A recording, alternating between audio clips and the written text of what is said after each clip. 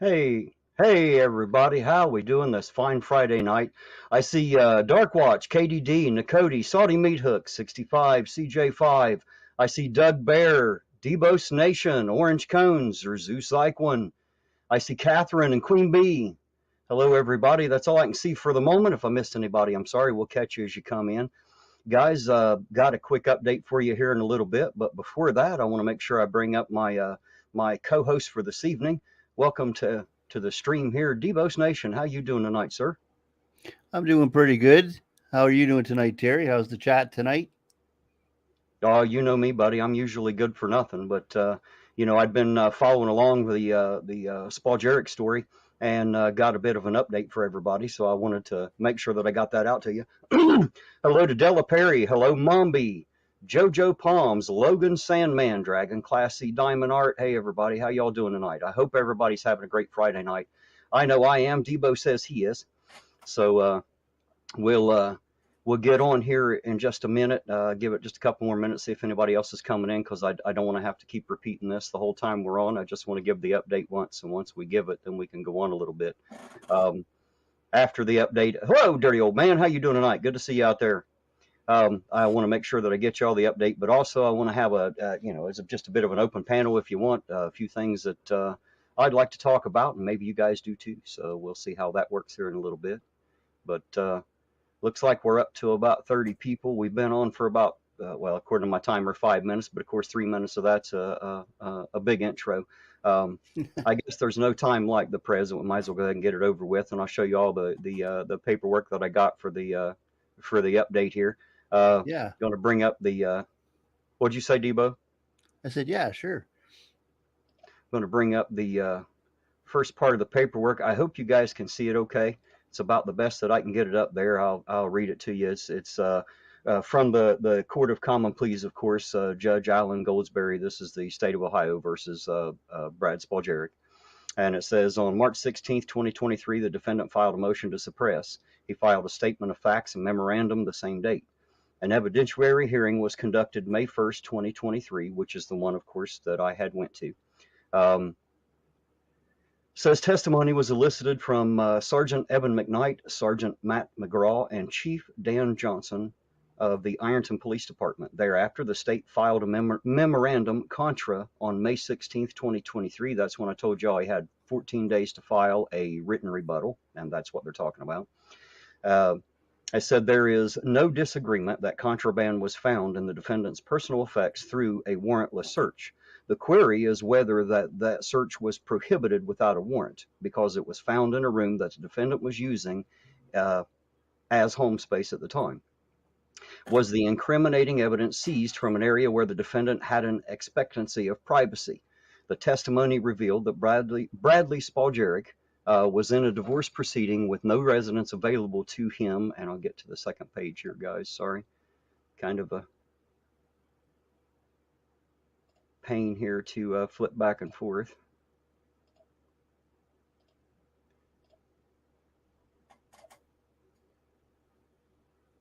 And let's try that. I think that got it. All right. So he didn't have a place to be at the time. Sergeant McKnight gave him a place to stay until he located and established a home. McKnight was recently divorced himself and rented the two-bedroom apartment to serve blah, blah, blah. This is all the details are really unimportant. Basically, let's get to the bottom of it. The discovery of prohibited drugs was inadvertent. The court concludes that the warrant was that the shit. Sorry about that, guys. My tongue's getting wrapped around my eye teeth. I can't see what I'm saying. The discovery the discovery of prohibited drugs was inadvertent. The court concludes no warrant was required. Motion denied. So it is within the limited scope of my knowledge as Ironton auditor and of court proceedings and procedure that based on this denial of the motion to suppress, that information or that evidence will not be suppressed, and it is my assumption that he will stand trial for the possession of those drugs that they found him in possession of. So right now, all we're waiting on is the judge to give us a trial date, which we don't have yet. I was in there today, just this afternoon, and that's where we're at for now, guys. So as soon as they set a trial date, you guys know I'll let you know when I'll be there. Hello to Ben on third, and there's Legicator. How you doing tonight, sir? Good to see you Yeah. out there. Hey, Orange educator. Cones, Orange Cones, and Stephen Sheets, and Salty Meat Hook. How's everybody doing? So there you go, guys. Not a huge update, but a small one. It moves on. As they say, the wheels of justice turn slow, and I'm sure there'll be a continuance or 50, before all of Yeah. this is done. But I'll follow to the best of my abilities. I'll always let you know what's going on, like I have, every single time. So you're caught up to date as far as the trial is concerned, and there's not much more I can tell you other than we'll have to wait and see how it all pans out. So guys know that he absolutely is going to stand trial, at least the way from what I see right now. It's not going to be suppressed, so he's definitely going to, it's going to be presented in court. So I guess we'll see how that comes out there. Uh, Hello to Carl Hacker. How you doing tonight? Oh, let's see here. Let me see if I can't get this out here. You Going gonna to throw the put link up there? what's that? You gonna throw the link up? That's exactly what I'm doing right now, as a matter of fact. Throwing it right out there in the chat. And there's the There it link, is.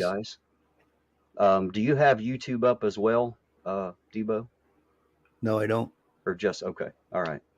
Um, Well, I have it on my laptop, but Lisa said she probably won't make it back till 9, but hello, Lisa, and we'll be looking forward to seeing you back at 9, dear. Thanks for being here.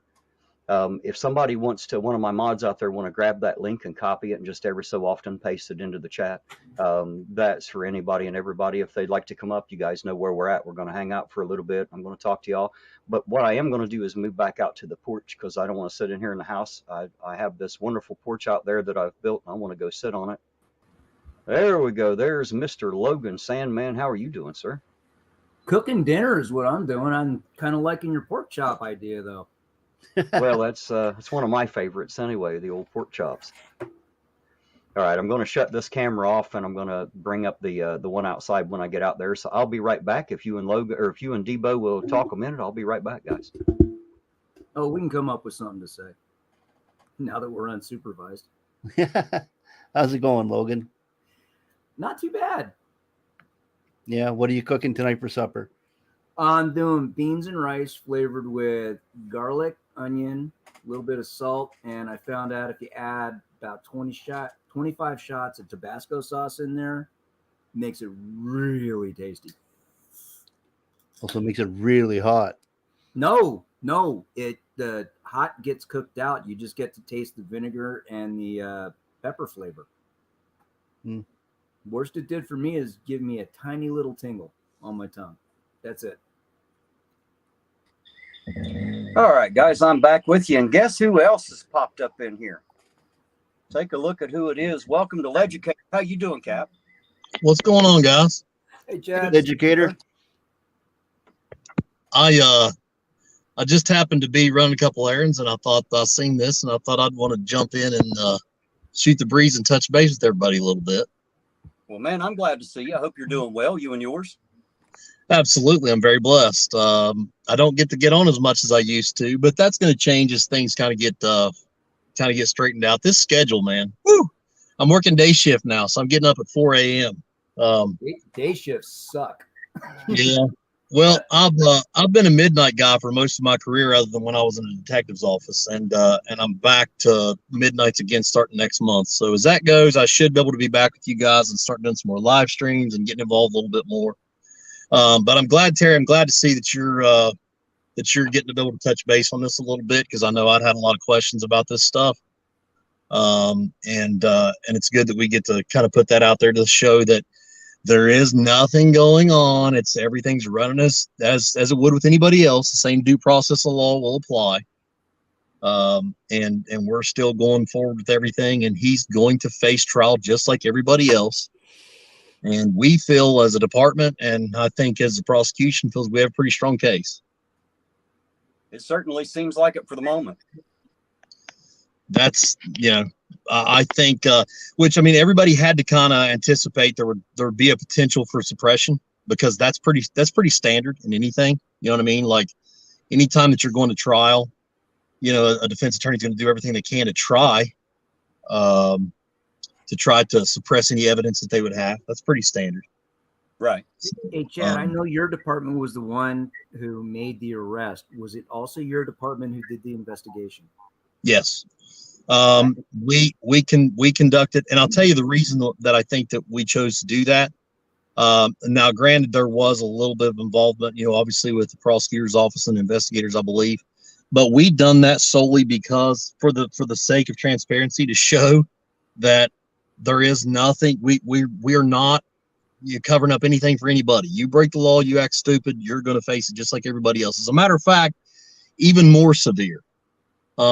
Because there is a higher standard to be held to, and we've openly mentioned that. And Terry, you and I have talked, kind of behind the scenes a little bit, to the fact that as I told you before, I was downright pissed off, because I'd fought very hard, and you guys know that, to be able to reestablish the image of not only Ironton Police Department but police departments in general after our little short friend had done such a terrible job, in my opinion, of trying to ruin the image. But nevertheless, and then something like this comes out and it feels like a punch in the gut to me. But that's why we took it very seriously, and we're like, look, this nonsense ain't going to stand. We ain't going to put up with it. We're going to do everything we can. So that's where we're at. All right. I Way it want to should be. address a comment really quick. JoJo Palms had said they need to speak with me personally. It says I may be coming your way on busy. I'm not sure what busy is, but Business. I'm generally around. So you know how to get a hold of me, do that. If not, get a hold of me at irontonauditor@gmail.com is the easiest way. And I see KDD's asking if it was his personal drug use or the dealer. As far as I know, he wasn't selling. The only question that I had personally ever asked is I wonder if he'd ever planted. Of course, I don't have the answer to that. And I think that he was doing them. I think, but I don't have any, I obviously can't attest to knowing anything firsthand. I only know what I hear on that. Do you have anything to add or take away from that, Captain? I really don't. As far as like, I'm assuming because you kind of broke up on me. I'm assuming the question was whether he was actually trafficking. Is that what the question was? I'm sorry. Whether it was just personal use or whether he was actually selling. Yeah. Right. I can't answer that with, certainty. We have no reason, or at least we had gathered no evidence, or were unable to determine that he was selling it. But that's just, obviously that's a much bigger charge, I think, under those circumstances and stuff. And it's very possible that we may have presented those charges because of, sometimes depending on how it's packaged or the amount or whatever, it may be presented that way. It just depends. But I personally don't think he, once again, I could be wrong, but I don't think he was selling it. I think he had developed a really bad habit, and I think he was embarrassed about it. And I think that's why he didn't come to any of us to talk about it, to try to get help. That's just my opinion. Do you know if a tox screening was done on him when he was arrested? I don't know that. I don't know. Once again, please don't take me out of turn here, because I might be speaking complete out of my ass. But if I am, forgive me. But I think he didn't really deny the fact that he had a really bad problem. Oh, okay. So I heard him tell the judge in court that was the first 6 months of his life. So I'm assuming that he is admitting to being on or on and off for it. My assumption. That's what I had gathered too, Terry, is that I think he had developed a habit, maybe even before you. I don't know. I don't want to speak for him. It's not my place to speak for him, but he may have developed a habit even before even getting involved in any kind of law enforcement type stuff, and maybe fought it here and there to get through things. Well, I don't know, but I know that he had obviously had a problem, and instead of coming to any of us and saying, "Hey, Captain, I got a problem. I need help," we could have possibly got him in some rehab type stuff or whatever, prevented any kind of big time trouble for him getting locked up. But when you do that type of stuff and you mix around with the type of job that we have, and you put people's lives in danger, other police officers and the general public and everything else, because you don't have enough sense to be able to know how to control stuff, then yeah, that's not a good thing. So, that's once again just my opinion. But KDD is saying if it was just personal, it's a shame, and she feels bad for him. And I agree with you, Katie. If that's all it was, and he just got drug addiction, I do feel bad for him. That's a shit thing. And to be honest, I kind of feel bad for him anyway. I mean, it's shit all the way around. Fuck, lost his job. You know, the career that he was pursuing, he lost that. I don't know if that had any effect on friends and family, but it usually does. You know what I mean? So it's a shit thing to come back from, and hopefully, hopefully he'll learn the lessons that need to be learned, and he'll come out better. I hope, you know, on the other end of it. You know, I hope that makes him a better person. And as I've said before, the fact that he may have done some meth or other drugs doesn't necessarily make Bradley Spoljaric a bad. It just Absolutely. makes him a bad cop is all. It was a bad idea as a cop all the way. But And you know what? That don't make him a bad person. And you know what the kicker is, Terry, is as far as his capabilities, very capable policeman. Very, very capable policeman. Spoke well to the public. The public generally liked him. He had a really good head on his shoulders to be able to make good decisions, except for the big one. You know, and like you said, it's a shame that he fell into this type of thing. You know, and it's sad. It really is sad. And I'm sure it's a little easier maybe for the general public to look at it and say, oh, I hate that, but it's a little bit of a punch in the face to us, so we're still a little bit sore about it. You know, as far as I'm not saying that I don't care for Brad. I do very greatly, and I want to see good things happen for Brad in the future. But he kind of hurt my feelings a little bit in this one. So what it takes just to apply for the job. I mean, that's not a job. You fill out a job application, go in and get a quick interview, and you get hired. It's a year-long process for most places. Hey guys, listen, I got to jump off here. I just got in here to deal with this errand, but I just want to tell everybody, God bless. I miss you guys, and I can't wait to be back involved with everybody. Hope everybody's doing well. Stay focused, stay driven, stay blessed, and you guys know the rest. Have a good night. Thanks, Chad. Take care, educator. All righty. Hello to Black National Freedom Fighter. I see you out there. Hello. Thanks for joining us. Good to see you. You're right, Salty. Brad fucked up. I hope that is a learning fuck up, and not a whole life fuck up. It doesn't have to be. And I think that he's smart enough to come back from it. So I'm pretty sure that he'll make better on it. That's my theory. To answer Cody in the side chat, yes, you have to get periodic drug tests. They're random. As I'm trying to answer that, thanks, Logan. Appreciate it. Yes, but not like you would think. You would assume that the police department gets so many randoms per so many, but that's not exactly how it works. Because they are city employees, the entire city is tested randomly, not just the police department. So they might have one or two from Public Works and one from the police department, or one from the offices. You know what I mean? So it just depends on which particular departments they're testing. And they're really expensive to do because it's a full drug screening. And so you got your budget for that. You can pick X amount of people, and you got to pull them from everywhere. So I'm adding one to what you're saying, Terry. I see Ben on third saying that he'll be back out tonight. So there you go. He said he won't be live, but he'll be out. That'll be good. I'll be looking for any videos coming up, Ben, on. I see Steve Harloa, and hello, Smitty. F you, sir. Hope you're having a good night. So, guys, I'm curious about something.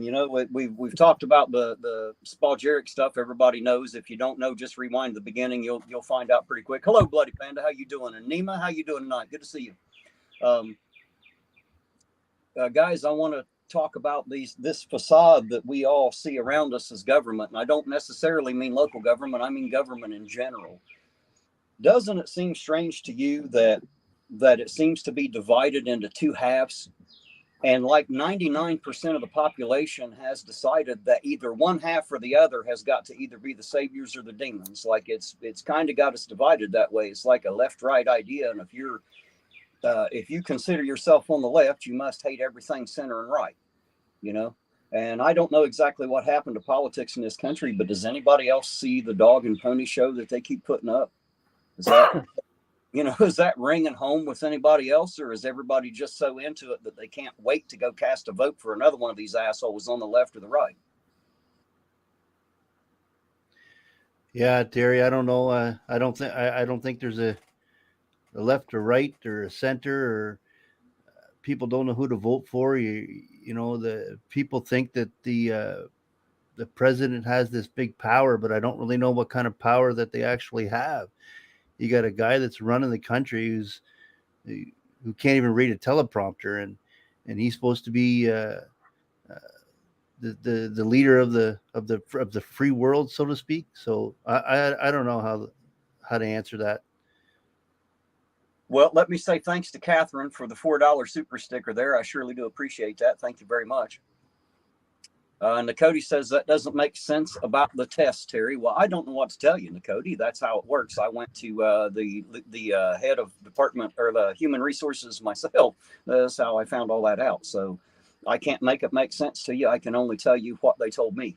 The police department is part of only part of the entire city drug test. So it's, not a certain amount of policemen are guaranteed to be tested in a certain period. It just depends on how it runs because it is exactly that random. That's the best that I can do for you. Katie D says it's going to hell in a handbasket, and I agree completely. And if it hasn't already made it there, it sure is working on it. People seem to be like fired up over it, like they're happy as fuck as long as they got a side to fight for. We're seeing the whole fighting from both sides. Fighting both sides against the middle here. We have a president that can't form a single cognitive sentence, and that's when he's reading the teleprompter, as you said. When left on his own, I'm not too sure that his conversation skills are great, and I think it's pretty safe to say that he's not in control, even of the things the president's supposed to be, let alone the things that they have assumed power of. I have a question for you all. Do you think that that would be something you guys would be interested in learning? Because I find that most people probably don't really know what a president's constitutional powers are and all the different powers that they have assumed for themselves over the years. I'm not sure that people understand the difference. I'm not sure that they understand the difference between how a law actually becomes a law in this country and what an executive order is versus what a law is. I'm not sure that people understand that. If you all do understand it, fine, then hey, just call me a dumbass and we'll go on with it. But if that's something that is commonly misunderstood out there in the chat, or you guys would like more information on that, I would like to do that as well. I think that would benefit everybody out there, mainly because when you start watching these guys, during their campaigns and everything, they'll promise you everything. They'll promise, picket fences for every fucking house and every mouth's going to be fed and shit. But like, they don't have that kind of authority. They don't have that. You know what I mean? They only have a certain scope of authority, and they seem to talk way, way past that a lot. Let's see, guys, I'm trying to keep up with the chat here. I apologize.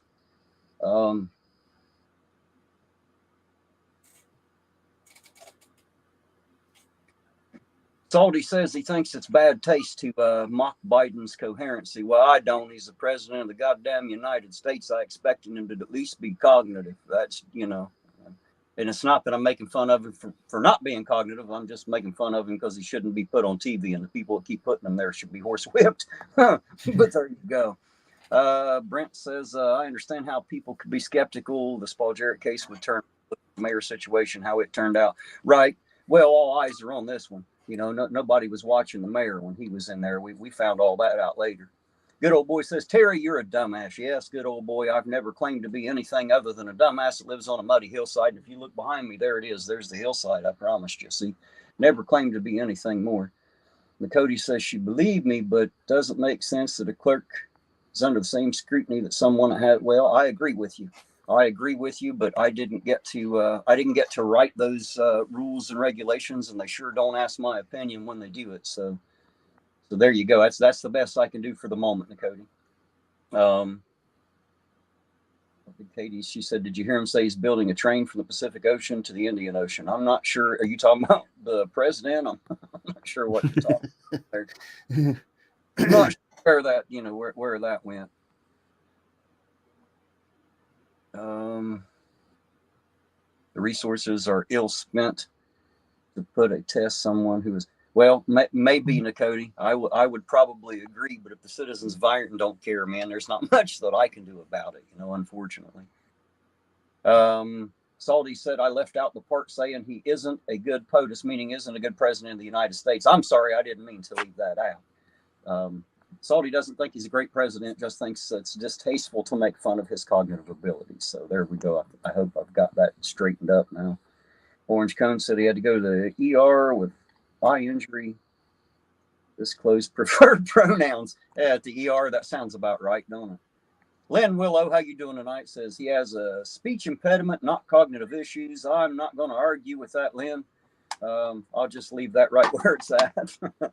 I don't think the speech impediment's 99% of the problem, but you know, and it's not that I'm trying to pick on the man. What I'm saying is he's obviously not in full control, but neither was Trump or any other president. Like, they don't have even the authority that they're supposed to constitutionally have. If you don't think there's big money, that, you know, that's what a cabinet is, you know, all these advisors and, you know, these people that really make decisions is kind of how it all works. You know, I think we'd be greatly surprised if we were ever able to sit in on one of those meetings where they get fed all the information and then told what decision to make. I think we'd be surprised to find out they're not quite as in control as we think. That's just my assumption. Good old boy said he's just, I wasn't worried. Good old boy wasn't worried a bit, son. I don't know if enough get involved, to be honest, but it's common knowledge that he has a stammer. That may be true, Lynn. I honestly don't know. I wish it's not common to me anyway, but I don't watch a lot of TV. So, Catherine said, I wish we had more people investigation skills. I assume she means more people with investigation skills, or more people that are, you know, it's not that people maybe don't have the skills. I think people just, they don't know how to go about what they want to do, and they think the job's bigger than them, you know. Investigating things really isn't difficult. The hardest part is trying to figure out where to go to get what you need. What I found out here locally, and I want to give a huge fucking shout out to the ladies at the clerk's office at the Lawrence County courthouse. Chili kind of gave him a bad rap when he was in there, you know. I'll tell you what, though, anytime I've been in there, they're nothing but smiles. They're always pleasant. They even act like they're happy to see me. I'm sure that's not the case, but they always act like they're happy to see me and happy to help me. And within minutes of arriving at the window, they're usually able to give me an answer to my question and or paperwork if I need it. So thank you, ladies. I appreciate it so very much. But I found that most of the locals here, regardless of what department or piece or part, whether it's county or city, most of them are very helpful. If they don't have what I'm looking for, they will keep trying. You know, they'll help me figure it out. So, you know, so far we've been able to get everything we wanted, and I'm sure it's that way all the way up the pike. We just have to get together and start investigating what it is that we'd like to see. Catherine says, just saying, if we could have seen ourselves as others see us. Well, I'm not sure I want to see myself how others see me, Catherine, to be honest. Of course, I'm not sure that you all could judge me much more rough than I do myself. I can be hard on myself at times, I think. Lynn says, see. Lower limit for what? Sorry, guys, the chat's going so fast, hard for me to keep up on this phone. Should be a cap on the upper age, too, on president. That's a possibility. Catherine said, amen to the clerks. Apparently, Catherine has dealt with them. Nakoti says she never heard the stammer. Bloody Panda says, you all have a safe night. You too, sir. Be very careful out there on the boo-boo wagon, man, the Band-Aid truck. I want you to be careful. And thank you again for all you do, sir. You're one of the true heroes out there. Jesus gave me AIDS. What a fucking name. Says, needs to other people to super max prison. What? 20 years or more for what Trump did? Why would he be any different? What? I'm not even sure what you're talking about there. I'll be honest. I can't put those words together to get what you mean. Yeah, you're right, Dark Watch. You can be hard on me. Absolutely have been. But that's all right. I enjoyed it. It keeps me on my toes, guys. Don't be afraid of hurting my feelings. Hell, I don't really have any. I lie about that shit. I promise you. Yeah, when did you get feelings? Right. Orange Cone said, remember, she'll always look up to me. She's only 5'3", right? I'm 5'2". Well, let me throw y'all down on the table there. Get you set back up here. Sorry about that. Scrolling around on the phone and knocked it off of where I had it sitting there. Yeah, she's 5'3". I'm 5'4". That means she got to look up a whole inch, huh? Biden was actually a guest on Law and Order SVU. Say that again. Biden, now President Biden, when he was a senator, was actually a guest on Law and Order SVU. I don't even know what the hell Law and Order, what you're saying is. It's TV show. Is it a TV show? No. See, Della had to correct me. Fuck, I don't know. I don't watch TV, guys. I really don't. So terribly sad. So what, did he have like a part that he played in it, or did he play the president, or what happened there? No, he played Senator Biden visiting New York, and he was in there talking to the cops, and it's like, holy crap, that's Joe Biden. There were actually 3 New York mayors who did guests on either Law and Order, SVU, or whatever other iteration they have. I see Dark Watch asking where the butterfly is. It's still here. See, it's still. Just saying. Is that Deborah's butterfly? What? Is that Deborah's butterfly? Oh God. No, this is Della's butterfly. Deborah don't own shit on my porch, man. Just saying. Your yard's looking really good, Terry. Oh, thank you, sir. I've worked hard trying to make it prettier anyway. Hard work pays off. Salty said, it looks like a nice backyard to shoot a pistol in, Terry. You're right, Salty. It's a nice backyard to shoot anything. That's one of the wonderful things about living out here, man. You can kick your front door open and rack off 50 rounds if you want, and nobody in the neighborhood gives a shit. You know what I mean? That's common practice and happenings around here. You never know when you're going to hear gunshots. It's no big deal. It's just what hillbillies do. But we definitely love to throw some lead for sure. And that's one of the great things about living here. You know, you're surrounded by hillsides. You can always find a nice place to shoot where it's safe. You ain't got to worry about hurting anybody, any stray bullets or anything. Salty said, invite me down then. Well, shit, Salty, you can come out here anytime you want to shoot, man. It ain't no big deal. Hell, if you like, I'll even take Dean State Forest right around the highway here, about 3 or 4 miles, put in a whole shooting range right out there, man. It's free to use for anybody, so it's a public shooting range. So if you really want a nice range with marked out targets, man, I can take you right to one. We can do that easy. Catherine said, yes, it looks awesome. Well, thank you, guys. I appreciate it. I got my fire pit built in there. I'm kind of blocking it, you know. What's the blue thing hanging over there? That's what keeps those eagles. Bug zapper. Oh, yeah. Got it. Keeps those eagle-sized mosquitoes off of me, man. I ain't very big. I ain't got that much blood. 1 or 2 mosquitoes about suck me dry. I got to be careful out here. One of the problems about being so small. He said he'll text me sometime. That's fine, Salty. Anytime, sir. Anytime. He said he heard about that shooting range. Never by. I take you right to it, sir. It ain't no big deal. Or we can shoot, pretty close to the house here. There are several other places I can go. You'd be amazed how many different places we can find throw lead around here. And you never know, we might have a hillbilly or 2 join us. Shit, everybody loves to shoot. Everybody loves to blow shit up around here. It's what we do. You allow Canadians up there or down there? Oh, hell yeah, we allow anybody. It depends on who you are as to which side of the bullets you're on when they fly. But, even Chili was there.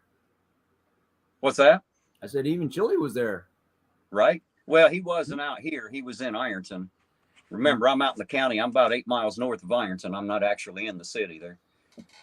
Hello, Blue Steel. How you doing tonight? Good to see you out there. Says good evening from Gainesville, Florida, down in the swamp. Oh, that sounds fun. Sounds like another mosquito-ridden place to me is what it sounds like. I know we sure have a shit ton of them here.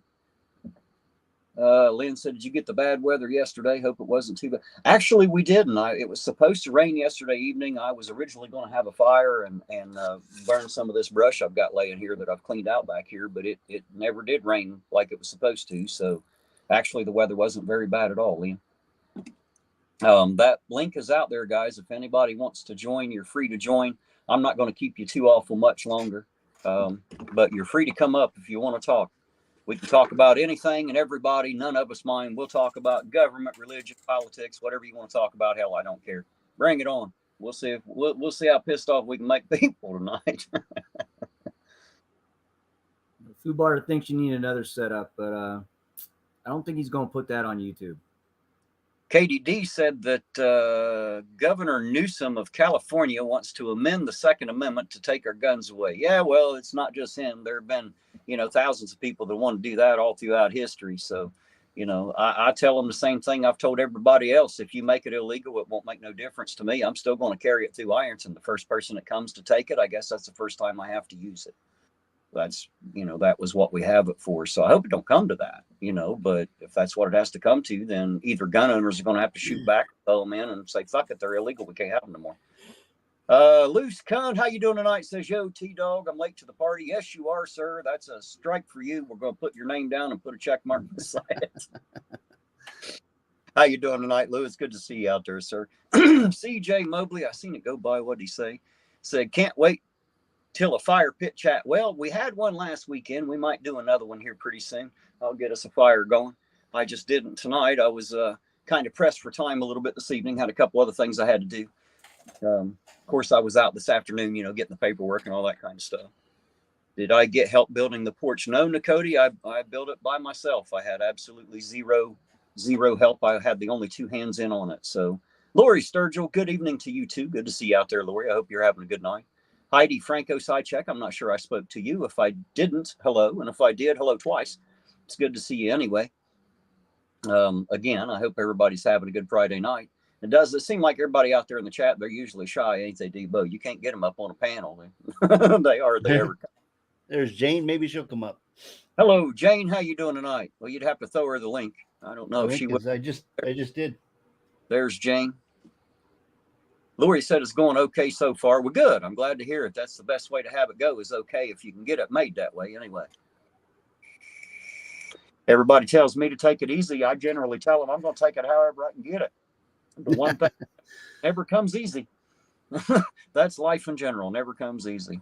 Jane said, don't make me walk. You ain't got to walk up here. Click the goddamn link and come up on panel. You don't have to walk up here. Silly. Yeah. Mitten State Media, how you doing tonight, sir? I hope you're doing well out there where you're at, you and yours. Good to see you. So, yeah, you see how just mentioning Biden in passing, Debo, will spark some conversation. So, those topics like politics. And the Second Amendment. Oh, yeah. That's a biggie. The Second Amendment, you'll get me fired up on, that's for sure. I get very passionate about all that. I love the Second Amendment. I think you guys already know that. Cody says, every time they run the taking your guns away propaganda, gun makers get richer. Yep, they sure do. They sure do. They also have passed an awful lot of restrictions too, all for an amendment that says, Thou shalt not be infringed. Yeah, shall not be infringed, and they sure infringed the shit out of it every time they take a good notion. So there you go. But she is correct in what she said. Absolutely. Every gun law they make, the more people buy guns. So, welcome to America. Mitten State said, I always talk about the Second Amendment. Well, I always practice it. I have an open carried firearm on my side everywhere I go. So the only places I don't carry that is where it's considered illegal to walk in with it. But I have it, at least either that or I leave it in the car when I walk in, but I always have it. So I don't leave home without it. It's better than my American Express card, I promise you. Somebody said he started to refer to presidents as numbers. Only look at what actually happened as opposed to what might have, right? Because it don't matter what the hell might have happened. What happens, what we got. That's a fact. The only problem I have with it is I think there's too many people that put too much. Damn it. We're gonna knock every time, I guess. Just won't stay there, man. Jane says she won't go on panel, but she'll walk across the street and come and be on your panel this way. Oh, we got somebody in the backstage. Hold on there a second. Looky there. There's Mr. Fubar. How you doing, sir? Hey, Fubar. Fubar! Turn your mic on, Fubar. Can you hear us, Fubar? Hey, what's up, guys? There he is. There he is. How's it going, sir? Oh, pretty good. And y'all? Hanging out, cooking dinner. Well, you know me. I'm fine as frog here. Orange Cone says, Terry needs a phone stand. Yeah, if I'm going to stand it much, this is kind of an impromptu thing, and I've got now this is funny. I've got one of them little buckets off a citronella candle, one of them little tiny ones. I got it turned upside down with a box of drywall screws sitting on top of it, and the phone leaning against another box on top of that in order to, to get it, So there you go. Poor hillbilly ways. My mother used to say, po folks got po ways. Well, there you go. So I look at it as Murphy's Law of Combat #1. If it looks stupid but it works, it ain't stupid. Well, that may be true as well. Salty said, revelation from Terry, cock blocked by a phone knockdown. All right. And there's Tina Slay. How you doing tonight, Tina? See you out there. I'll drop the link. It's out. Drop it. Drop it every little bit if you want. Anybody that wants it knows where it's at. If they don't know where it's at, they'll see it when you drop it, I assume. There you go, Tina. Come on up. I assume she'll be up momentarily. Hey, Terry, did you want that that video of the cop that got nailed for DUI? Possibly.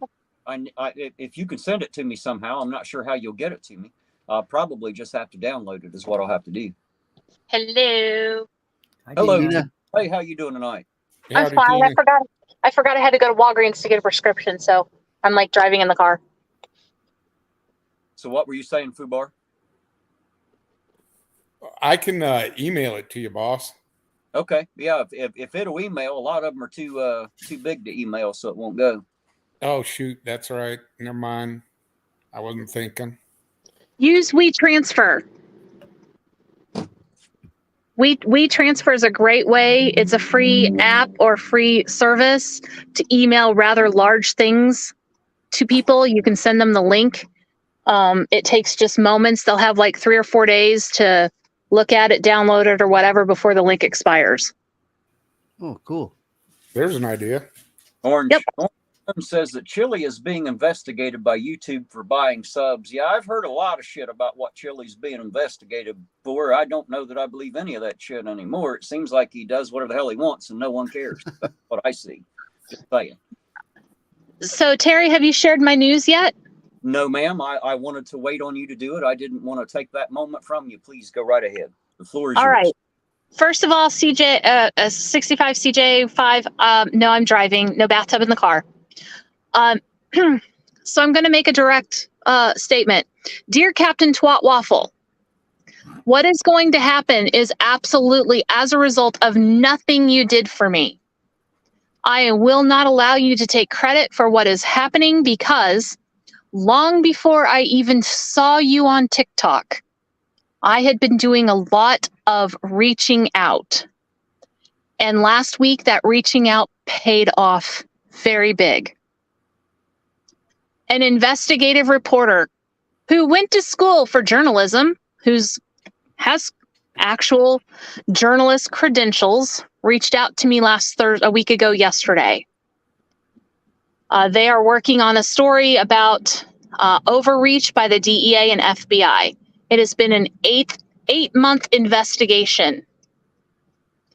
Caleb's name came up in this investigation. This particular reporter reached out to me because they said they have been not able to sleep for the last 2 weeks after doing a deep dive into everything they could find on Caleb. Before speaking to said reporter, without telling her anything else, I instructed her and guided her to my attorney's office, with whom she spoke to this morning. I received a text message this afternoon. Terry can attest. I've sent out the text messages to Terry and a few others who actually know this reporter's name, know what network this reporter is with. My attorneys sent me a text message at 4:35 Central Standard Time, instructing me to send this reporter everything I have.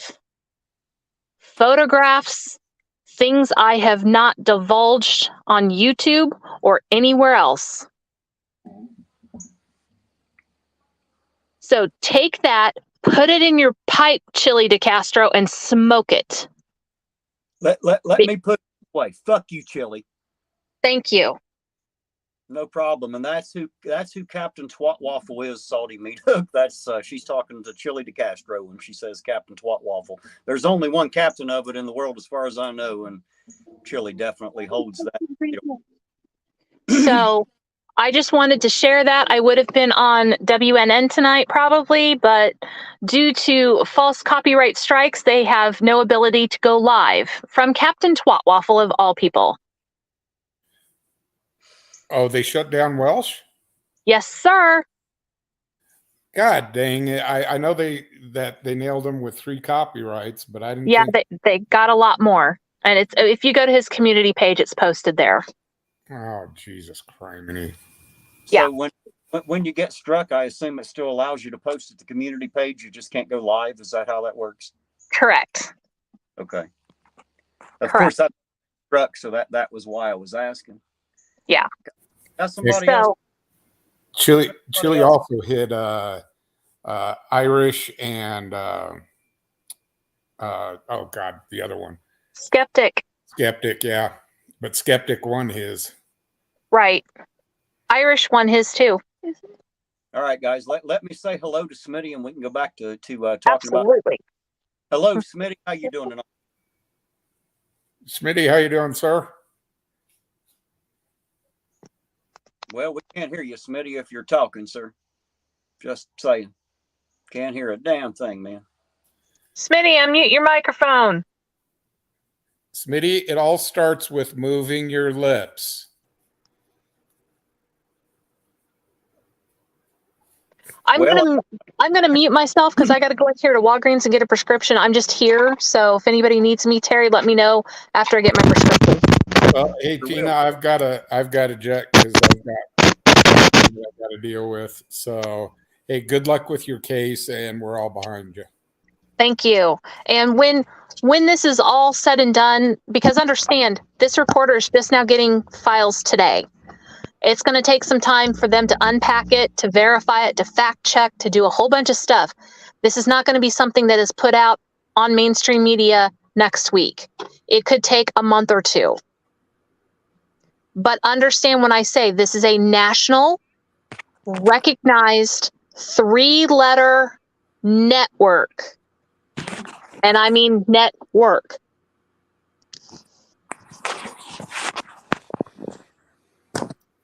Okay, well, guys, I want to thank you all for bringing me up real super quick. I've got to go. I've got to go set up the car. I'll see you later on your live stream, Poobar. All right, Poobar. Yeah, hopefully see you guys tonight. Poobar, you have a good night, sir, and thanks for being here. Have a good one. And say hello to Jane. And Smitty's back a second time. I hope it's working now. Are you there? I don't Hey, know, y'all. is it? There, It's working. now. Hi, There you Jane. Hey, Jane. Hi, Smitty. Hey, is it working? It's working.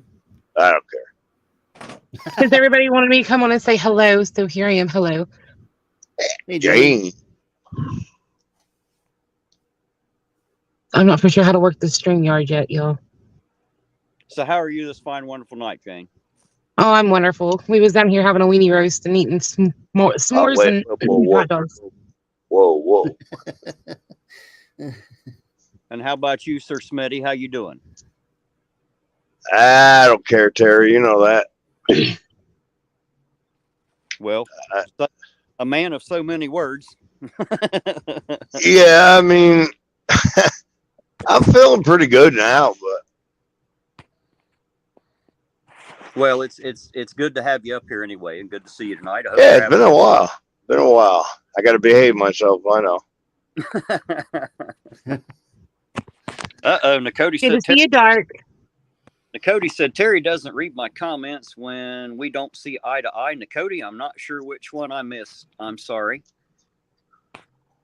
I don't try to miss anything, but if I'm too busy telling you my opinion, it's probably why I didn't see it. Not that I won't talk about it if I disagree. Make sure you tag my ass in it. I can't guarantee that I'll see it, but it's got a better chance anyway. Or lean down, Nakoti.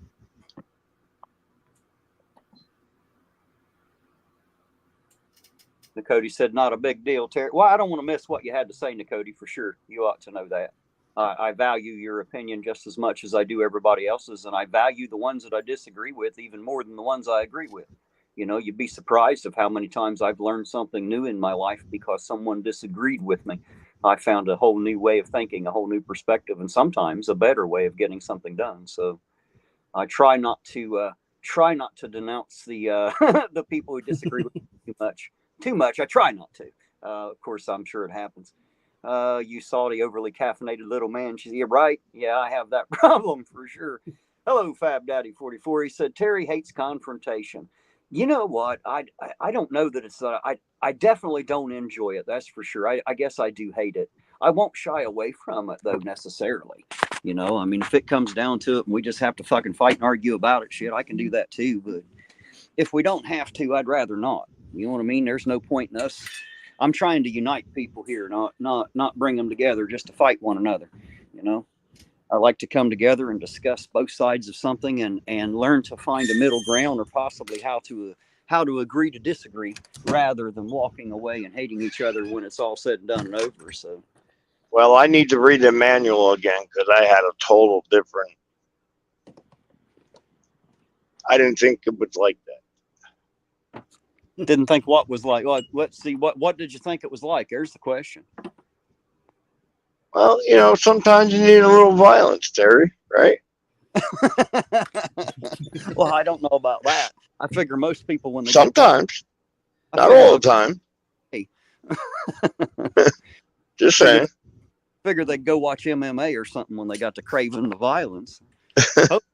Hopefully they don't come to my chat when they're ready for the fucking violence. I hope.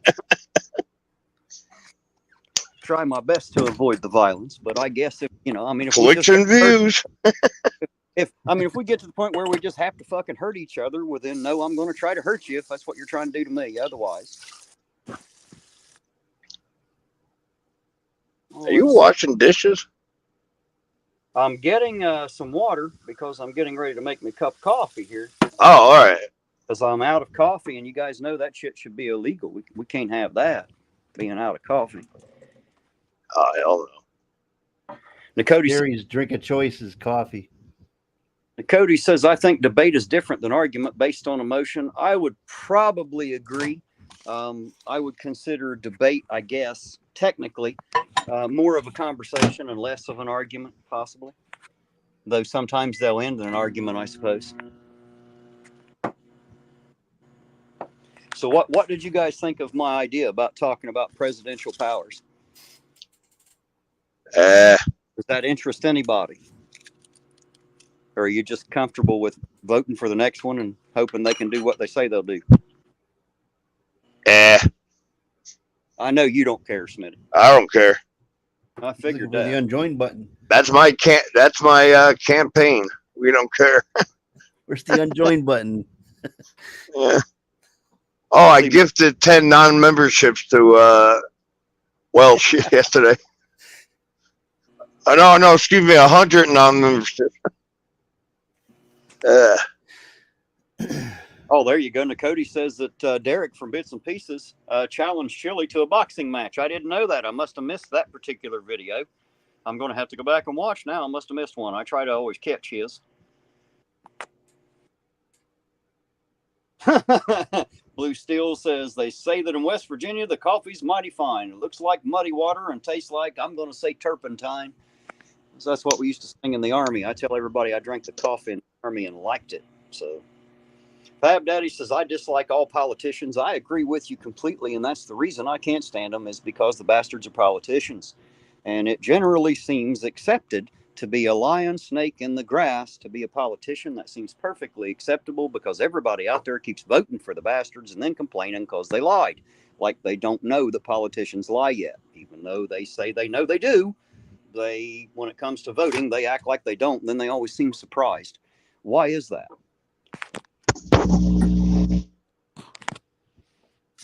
I mean, isn't the definition of insanity doing the same shit every day and expecting tomorrow to be different? Nobody talking about that? You're just going to let me ramble on it? Yeah. Yeah, you're doing good. Yeah. I'm eating dinner, so go ahead. Keep going. Oh, guys, I tell you what, I definitely do not like It's not that I have a side, because I don't. I don't give a damn which one they elect, Republican or Democrat. I'm here to tell you that both of the bastards don't have your best interests at heart, and neither side gives a damn about you, the people.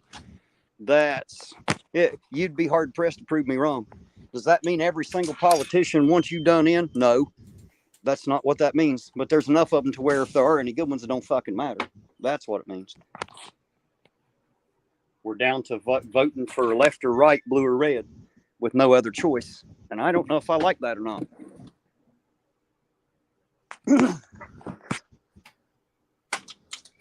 Yeah, dirty old man, it kind of went and got dark out here on me, and I don't have a light out here.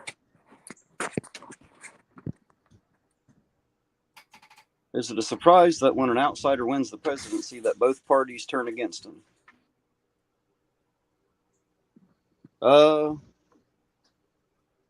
You know what the problem is there's never really an outsider that wins. I'm not sure what you're talking about. They're either left or right, Republican or Democrat. I mean, I don't know of anyone, hell, an independent can't even get into the debates, can't even get their voice out there. They're not even allowed to, they're shunned, like they're not even part of the race. You're going to leave that door open? You staying out here? What are you doing?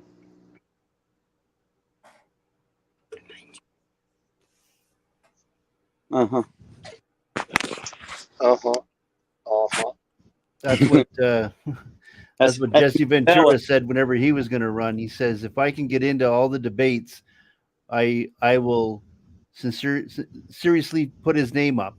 And they wouldn't let him in on the debates. And he says, well, you can't win a debate. You can't win a presidency if you're not in all the debates. And I don't know why that is. It must be because they don't want independence, I guess. Bill said Trump was not a politician when he won. Bull fucking shit. Bill, he's called a Republican. Is he not?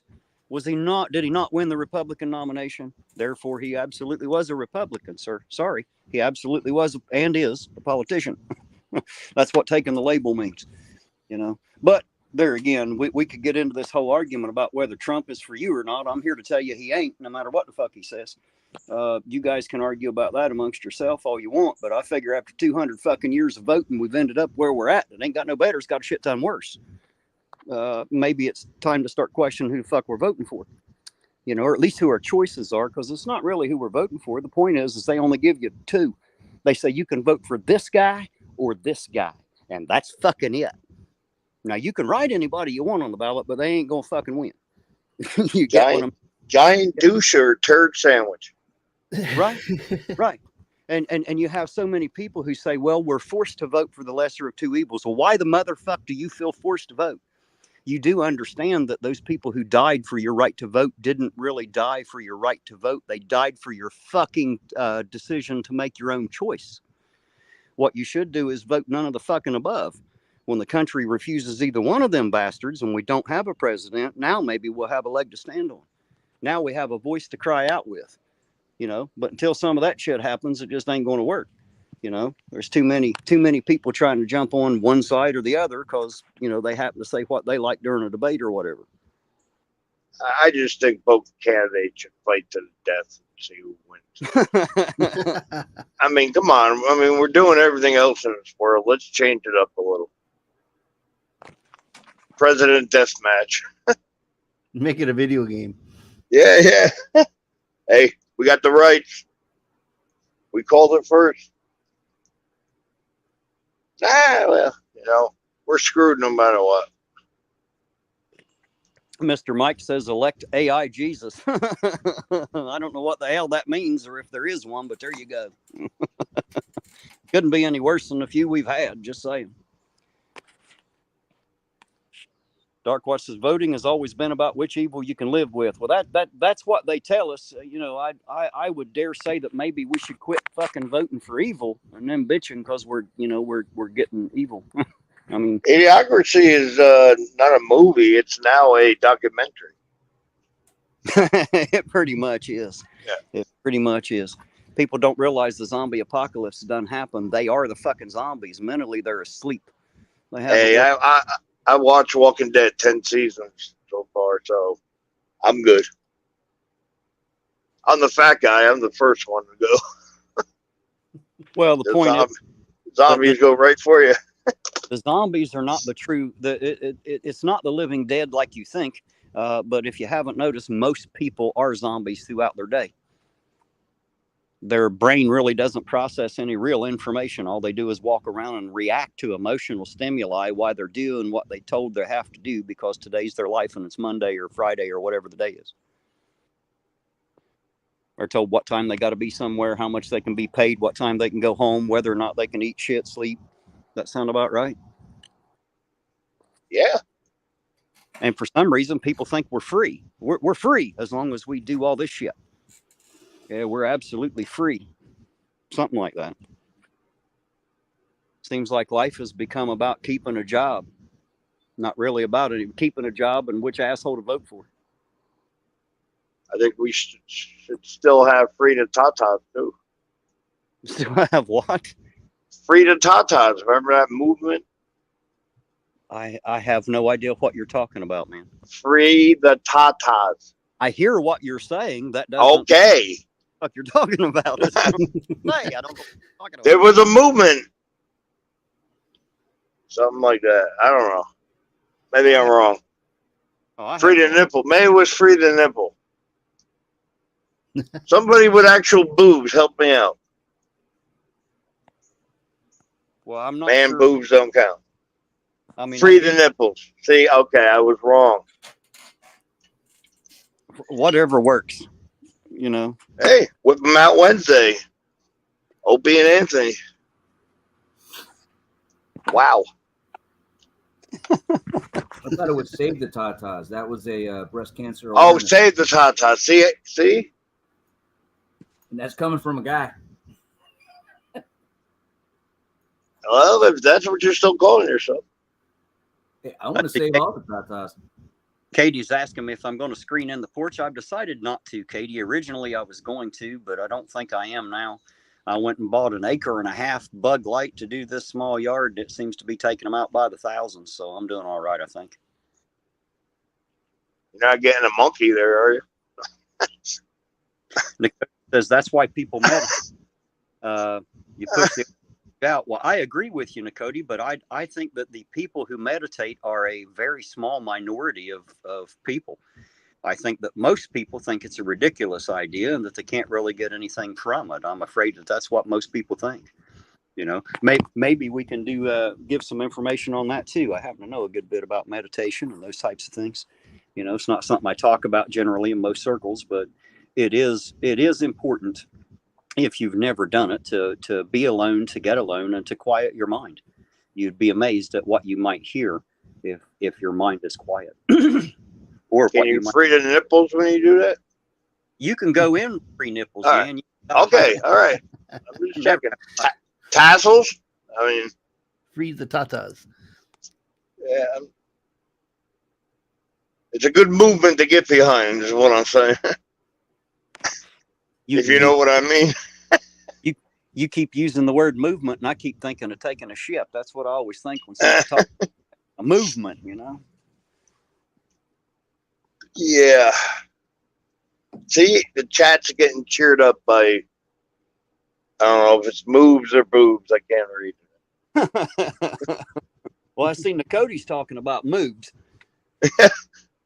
Well, they still bounce up and down when you run. Well, I guess they do if they're the size that they need to be to do so. I suppose they would. Yeah. Hey, Chili had a bounce on his when he got arrested. Darkwatch said, you are not only killing all the bugs with that device, all the hummingbirds are going hungry. That's an absolute farce and a lie, Darkwatch, because right here on the left-hand corner of my porch is a hummingbird feeder, sir, where they're all eating just fucking fine and getting all kinds of fat. So they're doing great, man. I promise we're taking care of the hummingbirds. We even have another couple bird feeders out there for the other kinds of birds. Had some cardinals out there the other day. Might even start feeding the squirrel. Because they'll be riding in here pretty soon when these hickory nuts start coming on. I'm surrounded by hickory trees, hickories, beeches, and walnut. So they'll be riding in pretty soon.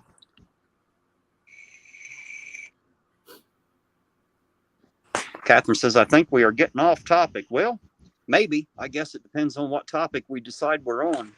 I was going back to the boobs. I was going to say, type 1 in the chat if you got boobs. Type 2 in the chat if you like boobs. Cody said there's no difference between moobs and woobs, just some are hairier. Hey, you got razors for that. I'm not shaving my tits. I mean, obviously, you haven't seen a razor, Logan, in about 25 years. Actually, it's been since 2016, but you're not far off. Blue Steel says that birds aren't real and other flat earth facts. Smile.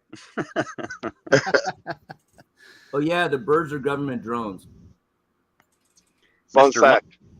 Mr. Mike says Spoljaric case with a question mark. That was at the beginning of the video, but I'll yeah. I will sum it up for you in just a few words. The motion to suppress was denied. He will stand trial for possession, and we're just waiting on the court date to be decided on by the judge and all concerned parties, I suppose. So that's where we stand on that for the moment.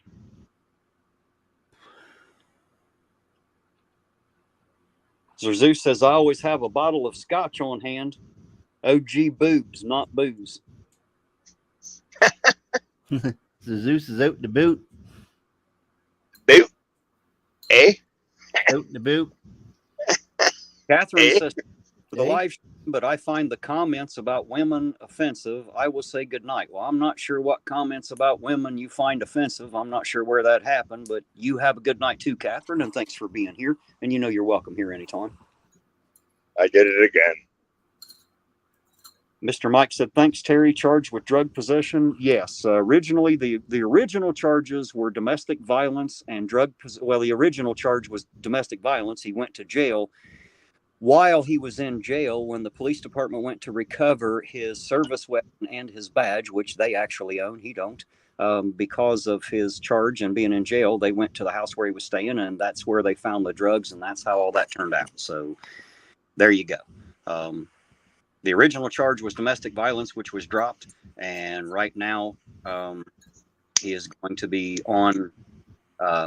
He will be standing trial for possession of drugs. Catherine said, you're being offensive towards women. When the hell was I offensive towards women? Somebody clue me in. When was I offensive to women? I was celebrating women and men. Well, I'm not sure what's going on or why maybe they ain't even talking about me. I have no idea. I thought we were just talking about boobs, and come on, I don't care if you're male or female. We all remember where our first meal came from. Boobs are great. Yeah. Something like that. However, I guess we don't need tits as a topic for this particular chat, I don't suppose. I had 6 to choose from when I was a kid.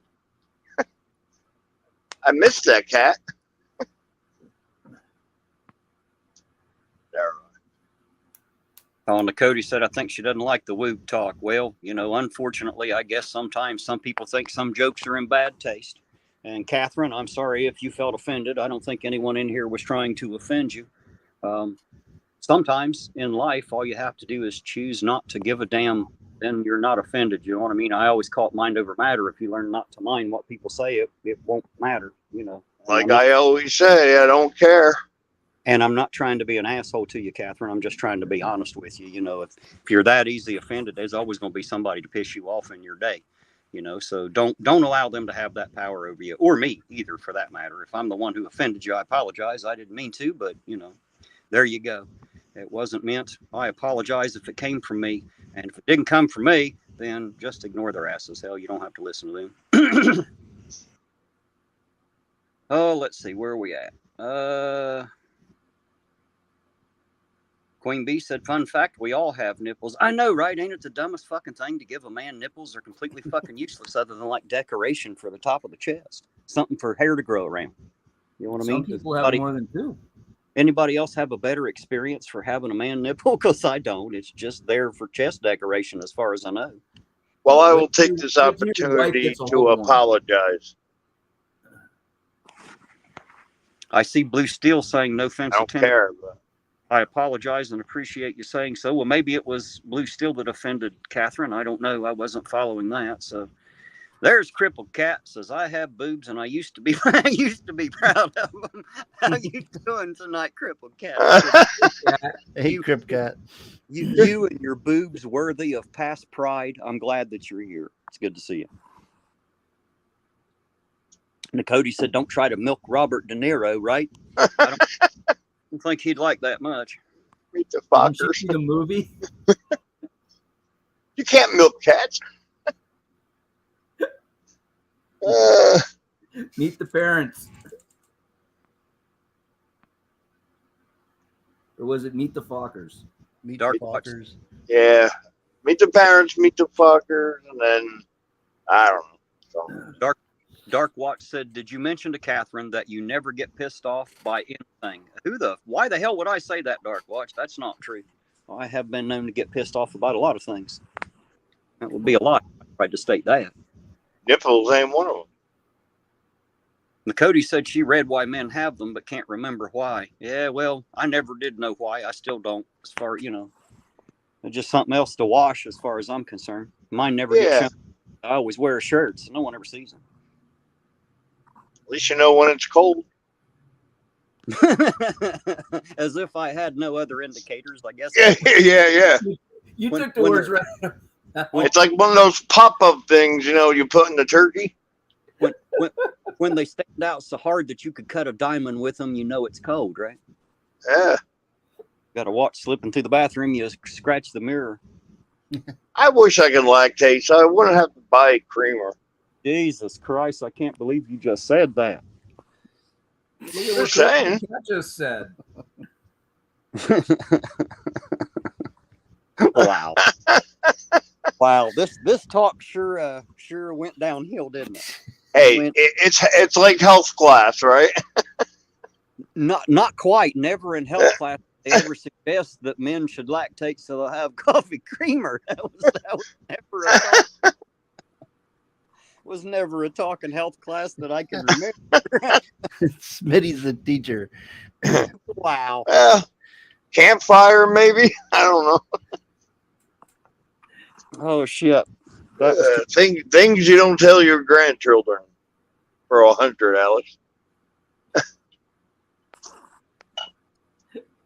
Daddy, can men lactate? I don't know. That's Smitty. Mr. Mike says, can men get pregnant? Well, absolutely fucking not, or they wouldn't be a man. That's part of the Well, based on my experience. I've given birth a couple times. Somehow I thought exactly the same. Talk about going downhill. I'm just saying.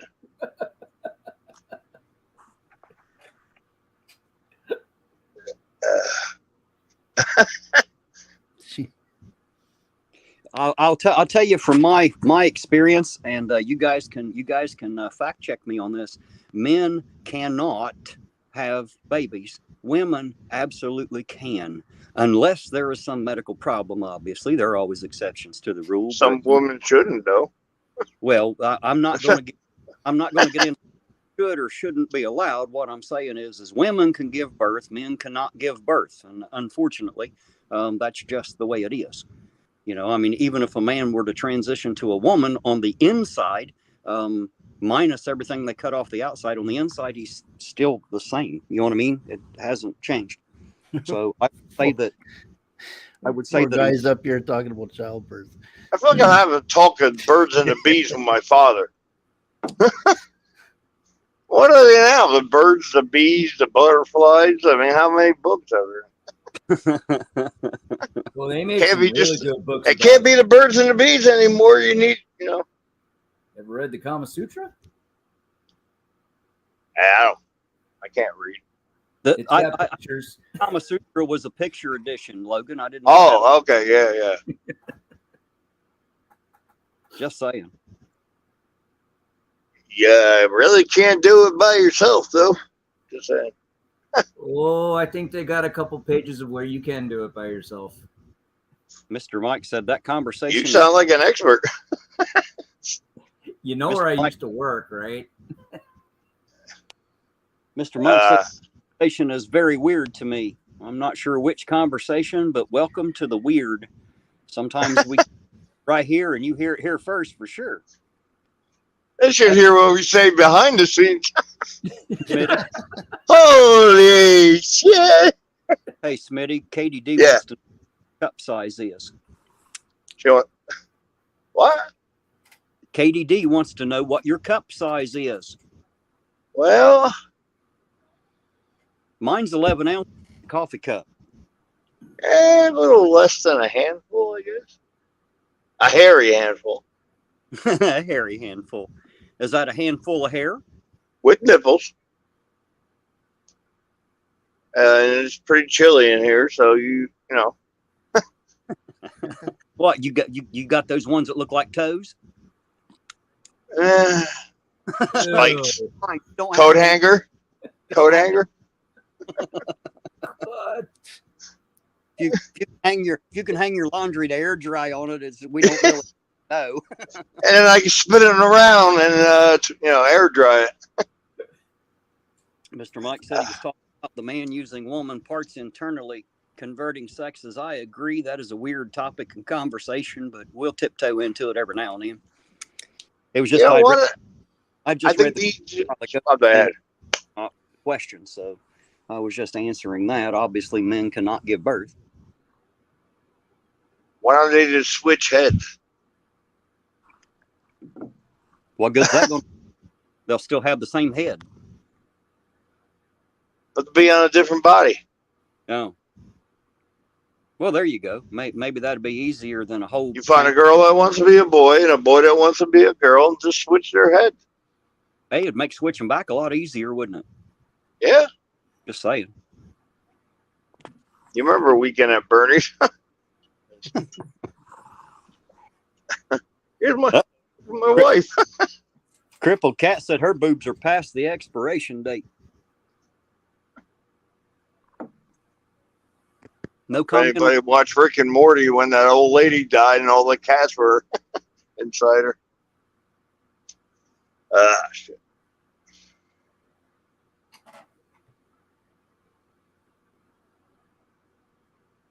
Well, look how quiet it got. We went from I know. What happened? Went from talking about tits and sex changes to nothing, man. Shit. Give me a minute. Give me a minute. All right. I should say about no, you're they're not past their expiration date, Cat.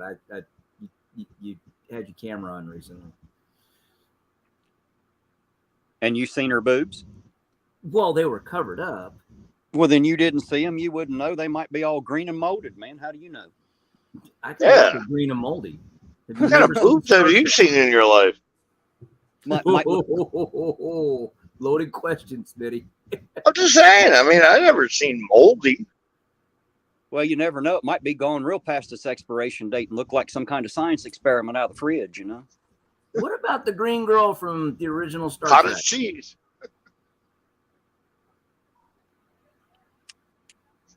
My Nothing creamer turned into cottage cheese. nothing like the milk curdling while it's still in the jug, huh? Yeah. Now it's getting offensive to cheese. Well, you know, I found that pretty much no matter what you say or how you say it, there's always somebody that may be offended. I don't know. I've just learned not to give a shit. That's where it comes down to me. I learned not to care, so I don't have to feel offended personally. You see Smitty on any panel, you better leave or deal with it. Well, I tell people all the time, if they're easily offended, they should probably stay away from me and my channel. You know, I'm kind of a rough guy. I mean, I don't mean to offend people, but I am pretty rather plain spoken.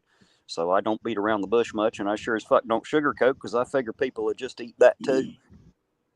I don't know. I think we're like at a bar, you know, and everybody's talking. Trust me, a lot of weird conversations go on in bars. Oh yeah. So, I mean, we're adults, Are we? maybe, perhaps. Not when I'm 5 gummies.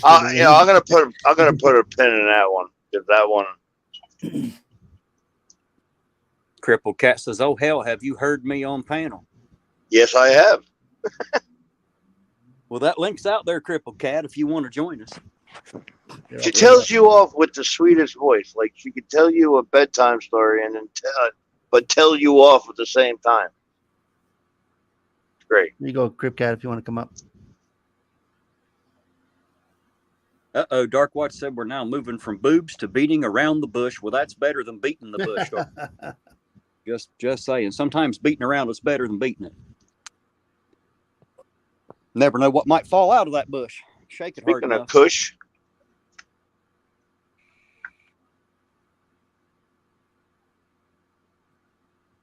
Nicody says, actually, who knows whether kids are listening? If kids are listening, the one thing I have to say is fuck it. And the reason is because it's not my fucking problem whether someone's kids hear the word shit or not. I don't really fucking care.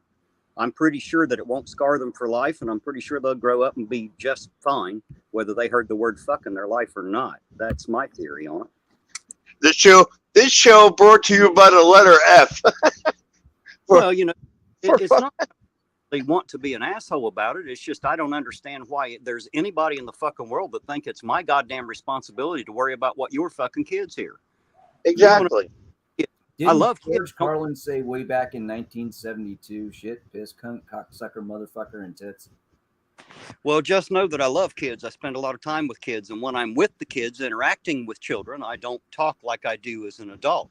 But whenever I'm just being me, this is how I talk. And if, you know, I mean, if there's going to be some snowflake out there in the chat whose kids have sensitive ears, the best thing they can do is turn my fucking channel off. I'm just saying. I'm not out here for your kids. That's not why I'm doing this. I got serious fucking shit to talk about.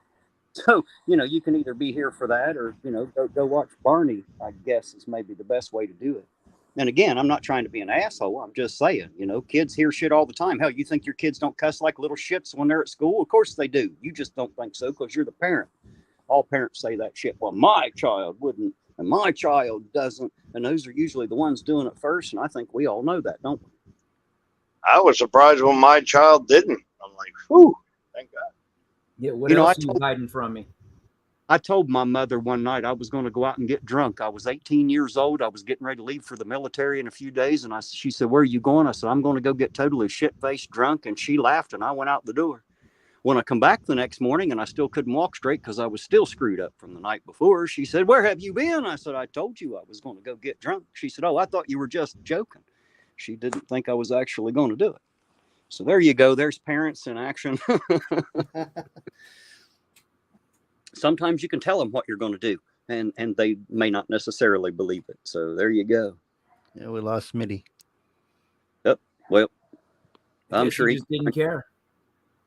Yeah. I usually don't.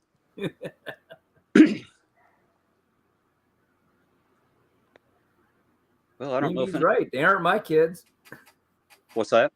Queen Bee says they aren't my kids. Well, you know, the thing is each of you are responsible for how your children act and what they say. You can't blame me because they heard me say fuck the duck and then they run around the rest of their life going, fuck the duck, fuck the duck, fuck the duck. That's not my fucking problem. It sounds like a personal problem and it ain't my person that's got it. Just saying. I don't was think, it Charles Barkley, I think back in the day said that he took a lot of flack over that when he told parents, he says, I'm not your child's role model, you should be. He was an NBA basketball player, and he was worried about what he was saying. He says, I'm not your child's role model. You should be. Absolutely. Absolutely. Nicody said that the point was that somebody had said we were all adults, and they had replied, no, because you can't assume that kids aren't lurking. And that is 100% true. There could always be kids watching. It's not a restricted stream for sure. So they could tune in anytime they want. You know, I just Dark Watch wrote. I just wanted to cut off any arguments that the parents might have, you know, because I just don't give a shit. So there you go. Let's see here. Let me get that up there. Hey, Crip Cat. Oh, hell. Hey, you guys. You needed a female up here, damn it. Talking about boobs. Well, now we have one. Tell us about expired boobs.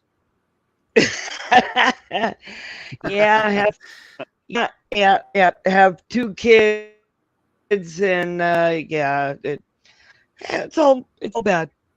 What happened to Smitty? I was out of the room. I'm not sure. He just dropped out Where'd he all of a go? sudden. I don't. Dark Watch said he went off. Oh, to go you heard milk. No, you know, we- I'm coming up, and Smitty ran like a girl. Well, it's No. because he. No, I think he just he's getting tired. Did he even say he was? Well, fine. Did he even say anything, Debo, or did he just take off? No, he usually just pops out. What do you say, Witch of Heart? Good to see you out there, dear heart. I hope you're having a good night tonight. Hey, Witch. Blue Steel said Hey, no Witch. more. Blue Steel said no more sausage party. That's not true. We have a three-way one up here now, and she just has to be the spectator now. Oh, God. Hey, Just I saying. got 3 of them. You know, so I got 3 of them right now. The sausages, them. You're a happy camper. Well, Hey, that's the most action I've had in a minute. well, you have two. TMI. You have 2 big strapping lads, and me, I make up about a quarter of the size of a real man. So, Have you seen Logan? yeah, but Logan is bigger You than shall not pass. even Logan. That's how bad the world gets. Even Logan is bigger than I am. Fuck, even Chili is bigger than everybody's bigger than me. Well, no. Okay, never mind. All People the use jokes not are out use the window jokes. when you say that. There you go. Cody's talking about the use of foul language, and I agree with what's being said. Back when I was a child, it was considered inappropriate to use in everyday conversation. It was considered not. And my question is, why? What difference did it fucking make to start with? Like when I was a kid and I'd walk in with my ball cap. I'd walk in with my ball cap on and sit down at the table to eat, and everybody'd start screaming at me how fucking impolite I was. Well, who the fuck was I impolite to? You fuckers could have wore your hats too. I wasn't the one bitching that you had to take it off. And who was the dumbass that said putting your elbows on the table was impolite? See all this dumb fucking Oh, goodbye. my daddy. What happens if we Yeah. all that? What happens if every single person started coming to dinner every night with a hat on, put their elbows on the table, and said "fuck" at least twice while they were eating? Would the world really change much? Would it hurt anything? Would it matter? It'd be more fun. Actually, they have found that people who swear generally have a larger IQ or a higher IQ than who don't. If that's true, I must be one of the smartest motherfuckers in this country. Holy fuck.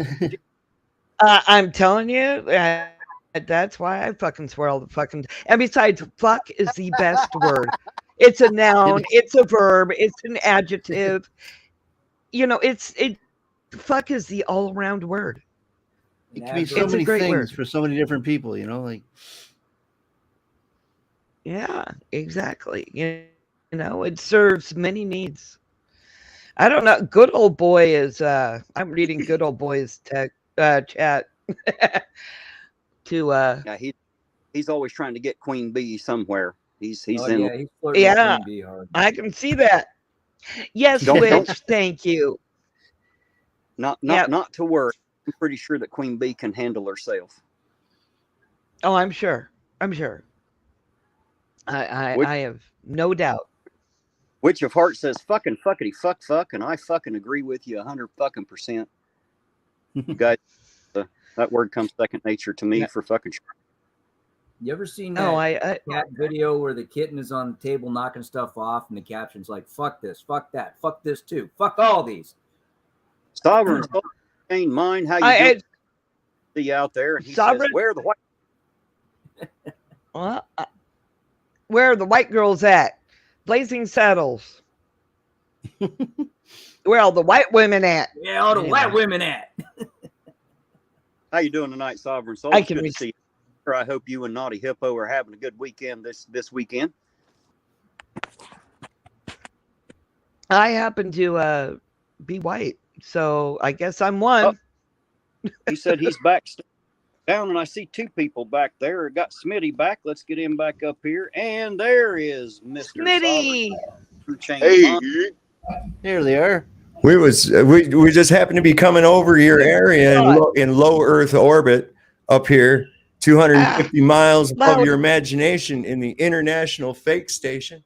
Well, I'm happy as hell that you're within range and can communicate with us today, sir. How the fuck are you doing out there where you're at?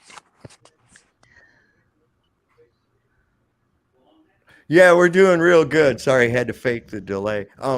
Yeah.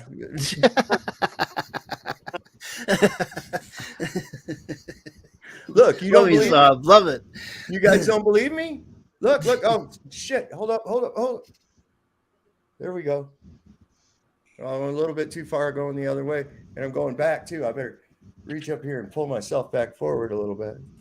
I mean, it's so easy. If I can do it for free, think what you can do with $62 million a day, right?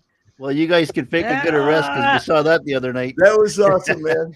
Oh, I know. I saw that. Saw that the other night. It was good.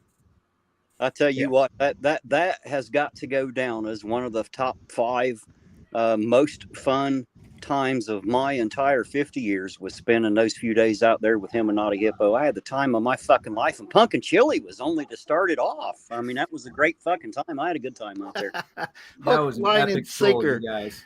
That was so classic. I mean, he's like, I was like, Terry, watch, this motherfucker's going to go on within 40 minutes, within an hour. I said, within the hour, he'll go on. I guarantee it. I said, now guarantee, I'll bet you he'll name it Back the Blue until it happens to you. Sure as hell, he did that. He even did one better. He put a comment on the video of him getting arrested that said, Back the Blue till it happens to you. So I still got that $1. It's up here. I even brought it up here in the space station with me. That was the best troll ever. You guys was talking about the cussing thing, What about when you're putting it in the middle of words, man? I knew a guy that would tell you that was his constitutional right. It's kind of like when your trans fucking mission goes. Absolutely. There you go. Absolutely. I was a little late to the party. What happened with Spoljaric? Or haven't we got to it yet? I don't know. I just saw it come up and I was like, oh, Terry's on. Yeah, it was at the beginning. Basically, all I did was show the paperwork. It's just the motion to suppress was denied, and that's the decision of the judge is what I showed tonight. So from my limited hillbilly knowledge of courtroom procedure, I'm assuming that means that they will not suppress the evidence of the possession of drugs, and he will stand trial for possession when that trial date is picked. Is what I'm assuming at the moment. That's the wheels of justice, our swift and mighty just us system. Well, they're swift to get trapped behind bars, but they're not very swift on doing anything after that. It seems. No, they're quick to punish, very slow to judge. It seems to take it away from the mayor whenever he had his. Yeah, right. I mean, it seems to be like that. It's kind of like this is what the lower intelligent people who seem to be running the show tend to be that way. They're reactionary and they don't think. They think later. They act first, then think later. They're very impulsive. Hey, Sovereign, there, Mr. Mike's giving you another one. He said his hemi fucking roids are acting up. Oh, God. Well, I'm sorry to hear that. I hope you get better. Talk about a shitty fucking thing to happen right there. There's that's that Johnny Cash song, Ring of Fire. You don't want to be, my asshole felt like a burning ring of fire. I had to sit on a little blow-up tire and it burned my ass of fire. I made the dog bark. Fuck, why not? They're your backup singers. I can go with that. I got 5 more over here. Do like one of those boy bands or some shit. Dog band. Orange Cone says his motion had to be decided on before trial can start, obviously. Then says judge denied motion, so trial can be scheduled now. That's my assumption. Oh, yeah, watch. It'll be a year. It'll be a freaking year for him out. I guarantee it, man. These things always go like a couple of years or more through the court system like that, man, especially when it goes to taking it to trial. Well, I told him that's one of the last things they want to do. They always want to get it into a plea. So there's going to be a couple more bargaining sessions, you can bet. I told them to get ready for it. It'd probably continue, 2 or 10 more times before it's fucking over with, before we ever actually get to sitting in a trial, Mm-hmm. And that may not be the last motion to come before the court. That was just the first one that I'm aware of. So we'll see how it plays out. There's still no trial date set as of yet. So when I hear of it, you guys will too. Is that So, KDD? What's happening, KDD? So now that I have you here, sir, how are you and Naughty Hippo doing out there? Y'all having a good time out there? Oh yeah, we're having a blast, man. I mean, it's summer now. I think it's unseasonably cool and cold in the morning though. Still for this late in June, even here. But she's the students are gone, so she only has to work 4 days at the university, and then on Fridays she stays home and works a half a day from home. So that usually works. That's kind of nice for a few months. But yeah, I don't know what's going on. What do you guys think about all this UFO bull crap, man? I'm not sure what to think about it, man. They go from pretty much denying everything to now pretty much admitting to everything, and I ain't sure what the fuck to believe one way or another. Well, isn't it kind of coincidental? Yeah. As soon as the Durham report comes out and all the shit about the Hunter laptop and it gets all over the place, it's sort of like, squirrel, let's look over here. Look, aliens. We have somebody had one in their yard, even in Nevada. Look, I'm coming. Well, it is time to talk about something else. That's like when the billions or trillions of dollars came up missing there right before some big stuff happened in our recent, not all that far ago history.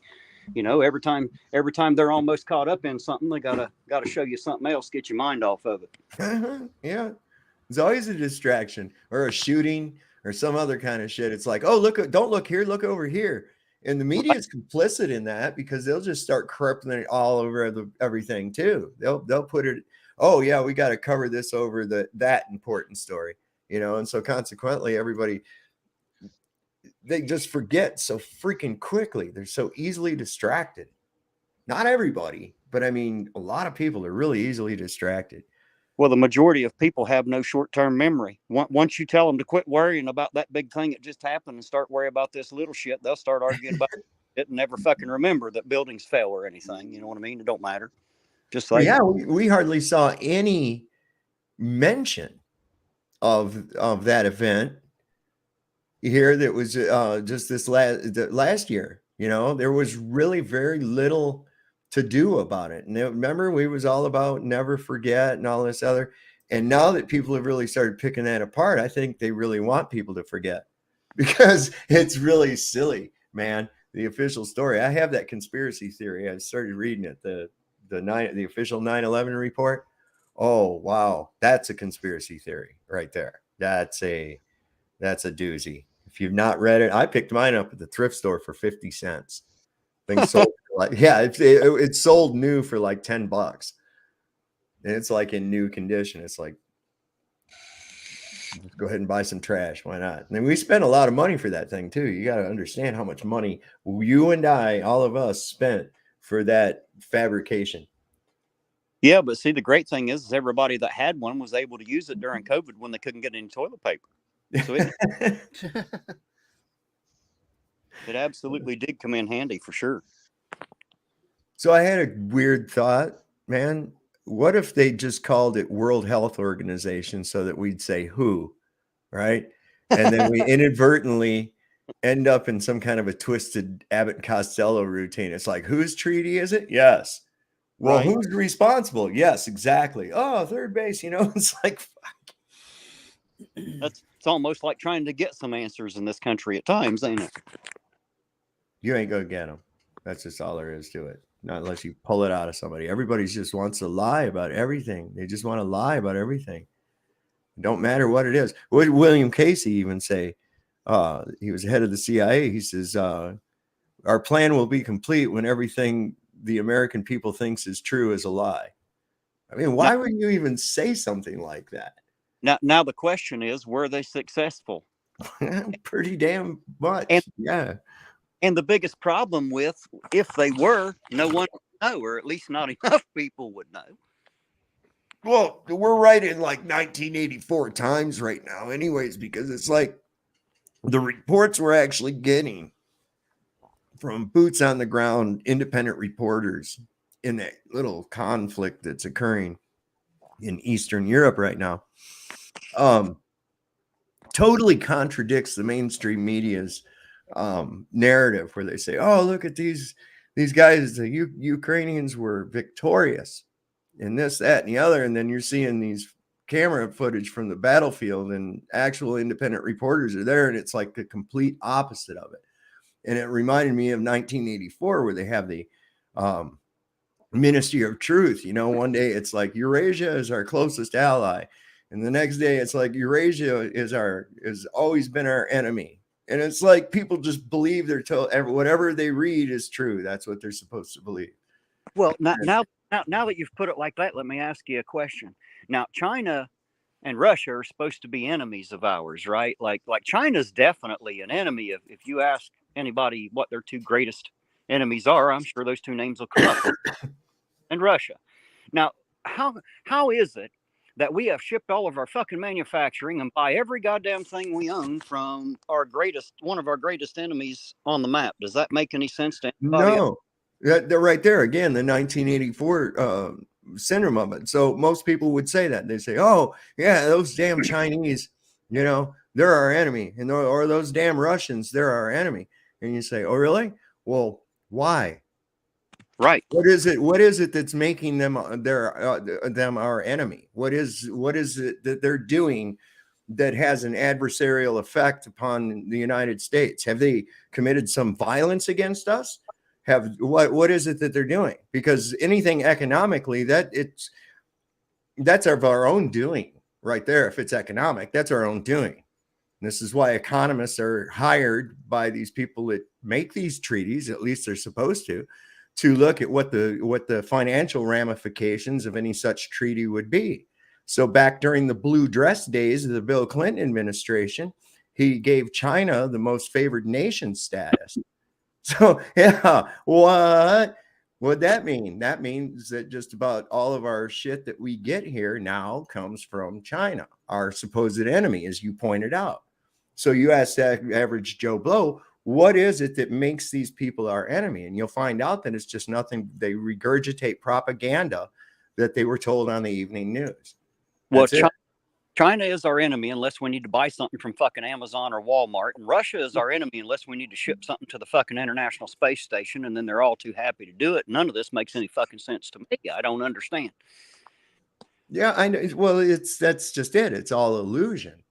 It really is. Even up to and including, I've said this and people say, "Oh, you're nuts," but you can look and all the evidence is there that we've actually been under an illusion of international sovereignty. I would say at least since the mid to late 40s.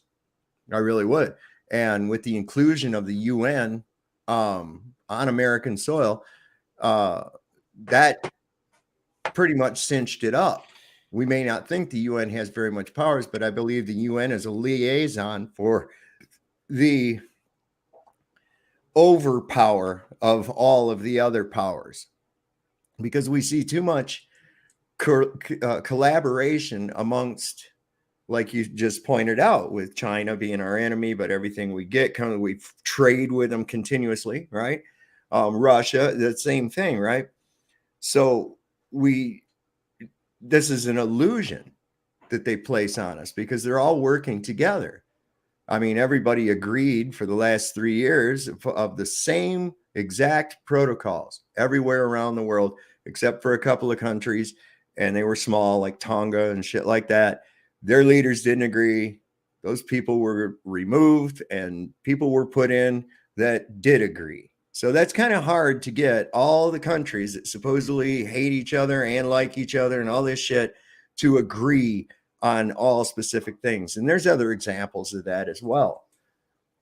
So that's what you have to understand, is that there is an overpowering presence that is controlling all of the nations uniformly. Absolutely.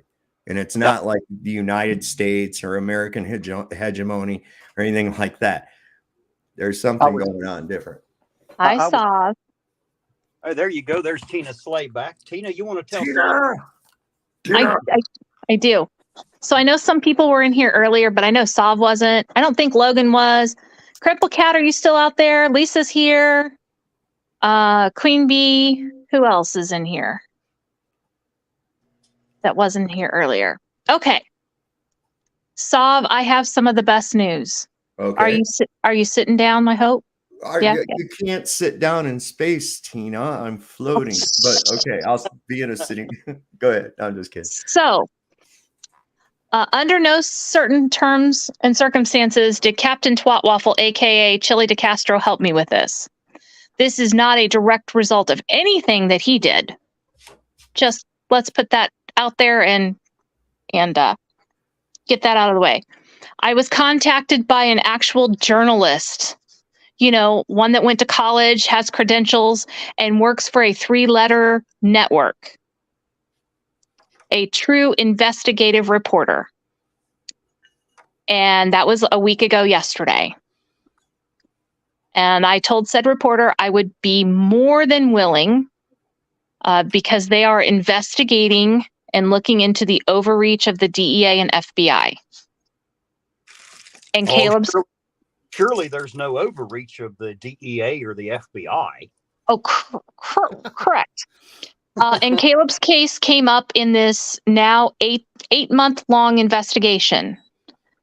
And said reporter said that for the past 2 weeks, they have been unable to sleep well because something about Caleb's case really disturbs them.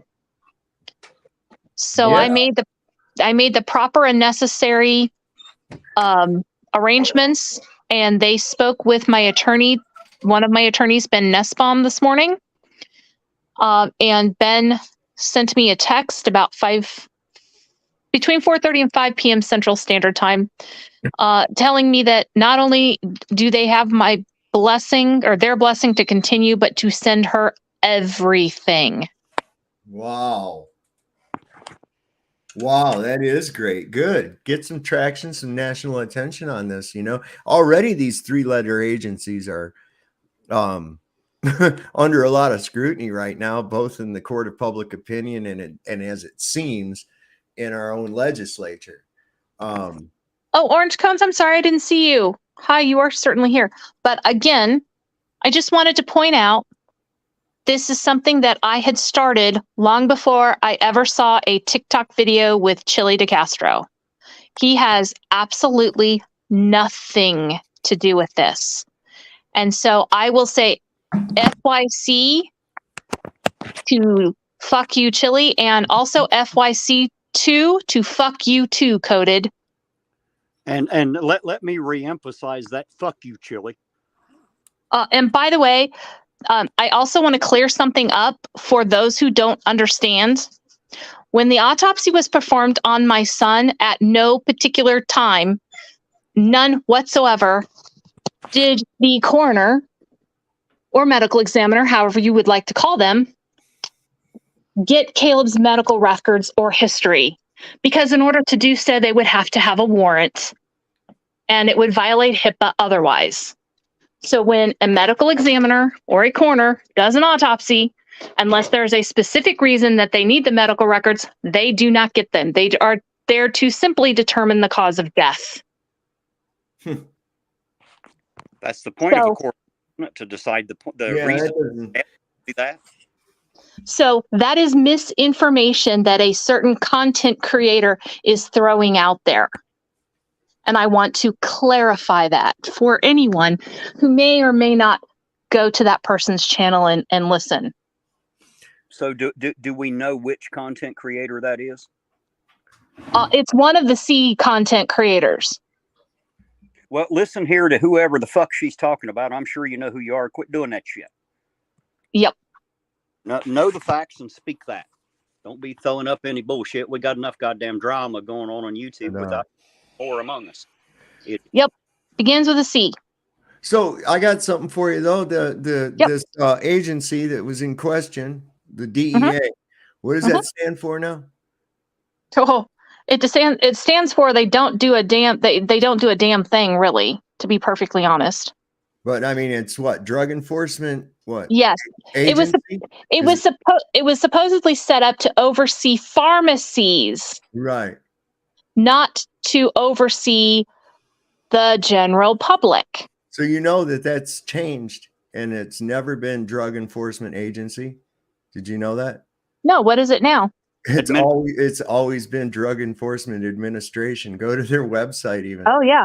It's never been agency. But you'll find instances where you see it as agency. Yeah. You know, but for some reason, I guess now it has never been administration, and that just even sounds dumb in my mouth to say. Yeah, it's stupid. But yeah, I was floored. And then just for clarification, I think Terry, I sent you that the last text message today, didn't I? Yes, you did. Because there are a handful of people who actually know who this reporter is. I've given information for receipts in case anybody doubts me. I have given very specific people, very specific. I'll send it to you, Sav, because I trust you. Mm-hmm.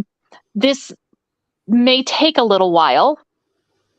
They've already been investigating this for 8 months now. So this is not a quick turnaround on a story. However, this particular reporter's stories that they investigate end up all over the national news on every station available.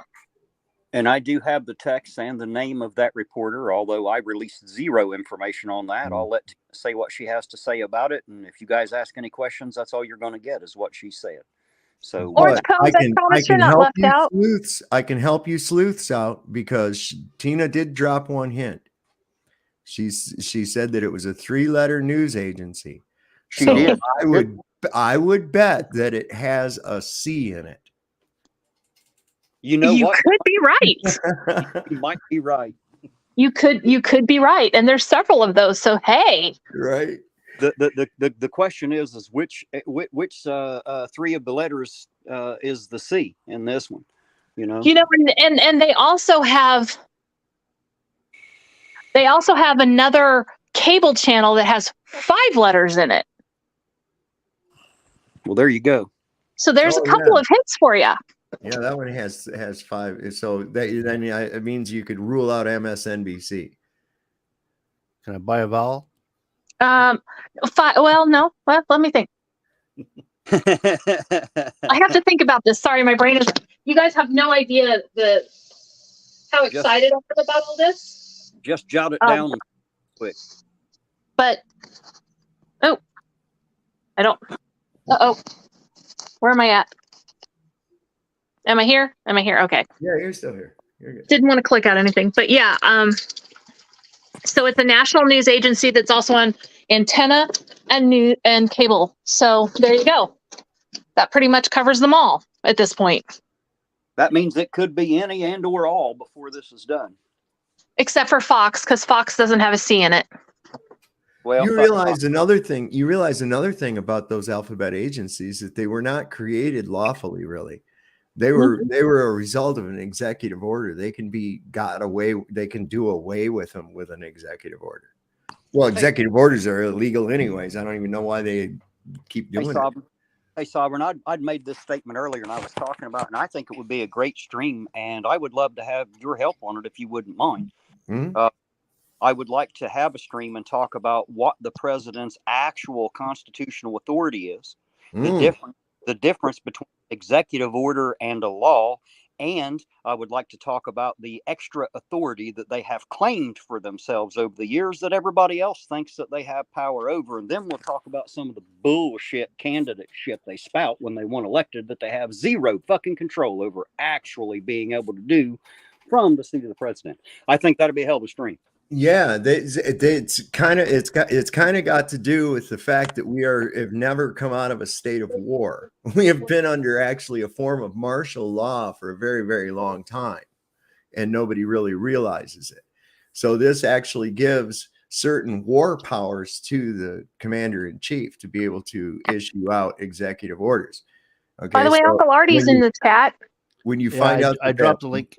That war is actually because we are occupied by a foreign hostile entity and not by our own legitimate government. And I'm talking about the very people in Washington, D.C., that whole thing, that whole corporation. And it all goes back. This is why you need to get my son on with it, because it all goes right back to a bankruptcy in 1933. And this is where the birth certificate started up. Okay. This is the reason it's on bond paper, because it's a bond, right? So what is done at that point as collateral for this bankruptcy, which we've never come out of, as collateral, your future servitude is used as that collateral. So through that bond, you are declared dead, and everything you own is mortgaged as collateral to that bond.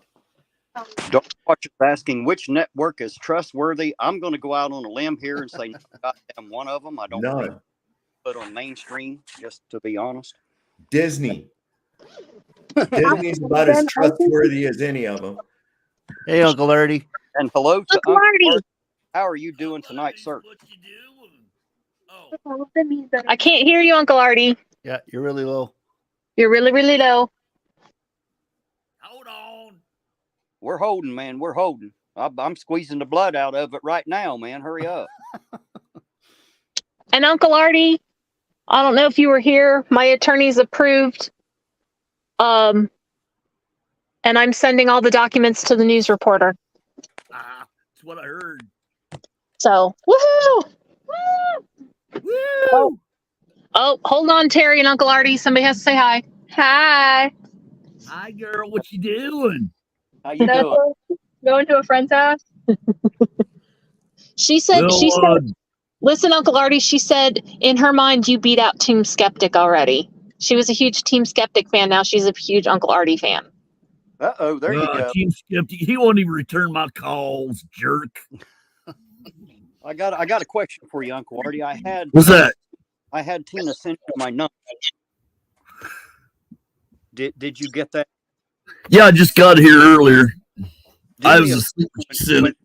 When you get a chance and it's convenient, give me a call. I'd love to speak to you, sir. What did I do? What did I do? I'm sorry. I won't water down your drinks no more. Actually, it's on a positive note, not anything that I want to tell you about. Oh, okay. For a second there, I thought you were going to tell me that that the International Space Station was fake, or the Earth is flat and the moon is made of cheese or something. Well, of course, the moon is made of cheese. I thought we all knew that. Oh my gosh, you guys! The 11-year-old is laughing. She says, "You're killing me, stubborn soul." That I think this space station's real, or that 50-minute plus thing that they got on there, that it proves that it's real. It's not CGI or harnesses. Don't tell them. It has to be real, Uncle Artie. The motherfucker's on it right now. Those are the theories. We weren't talking about you, not at all. Were you giving Cripple Cat a hard time there, sovereign soul chain? I heard you did. What you do to my co-host? I'm the one that can abuse her, you motherfucker. I'm floating around up here right now, man. No, you're not. You're yes, full of I am. shit. Look, watch. I'll prove it. Watch. See, I'm drifting. I got to push myself back over the other way. Oh, be careful. You don't want your chair to break. You know what the easiest form of the wait a second. I start going back too far like this, and all I have to do is reach up here and just pull myself forward a little bit. Whoop, that's a little bit too far. Hold on. Let me get back. I refer you to Simon Dan. Oh my God, what a clown. But he's right. No, he isn't. Yeah, he is. No, he isn't. Hey, what's the easiest side? I'm gonna teach you all about that. I'm just gonna teach you about something real quick, and this is how people are. Okay, people will perceive that someone is smart, and they will say some things that are beyond the capability of the person to really understand completely. He's using a big word I can't understand them. It sounds really smart, and so people will regurgitate that without understanding what it means or anything, in an attempt to seem as though they are smart too. This is smart through proxy. And when you start pinning them down and dissecting the gibberish that they've regurgitated to you, they quickly find out that it is that gibberish. What is the easiest form in the entire universe? What is the most simplistic and one that is the most common? Well, define universe. Everything that you can see and not see. Things vary all over the place. They vary in shape, size, and everything all over the place. What are you talking about? Are you trying to hold on? Wait a second. Are you telling me that you're determining where you stand by looking at things in the sky? Would I check to see if my floor was flat or round by looking up at the light bulbs in my ceiling?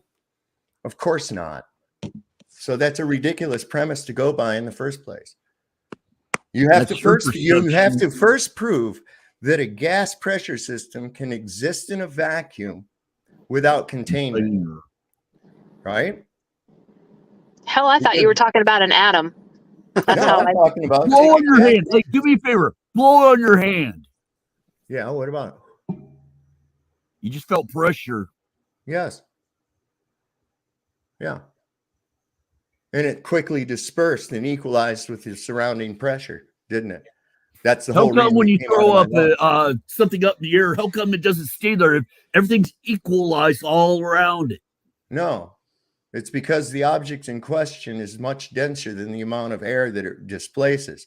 If you thicken the medium to where a point that the amount that it displaces is actually heavier than the object in question, it will float. Still don't do is prove gravity. There is no one has ever proved gravity. Yes, there's a downward vector. It's the cause of the downward vector, which is in question.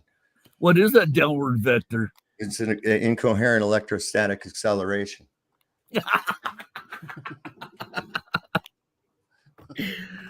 Oh, well, what is gravity? What is it? Tell me about regurgitating all that other stuff. Do you want me to dissect what it is? I can explain to you what it is.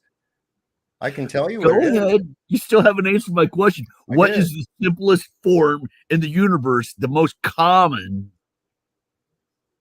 What would you, Marty? Now that I would say it would be. I would say it would be anything. It would incorporate a phi ratio, because that is the most common thing in causing a shape, and it's a Fibonacci curve. It's a Fibonacci spiral. It's evident in everything. Honeycomb. What's the form of a drop of water? It varies. As it's falling back down, what's this general shape of a drop of water, like a raindrop? Tear shaped.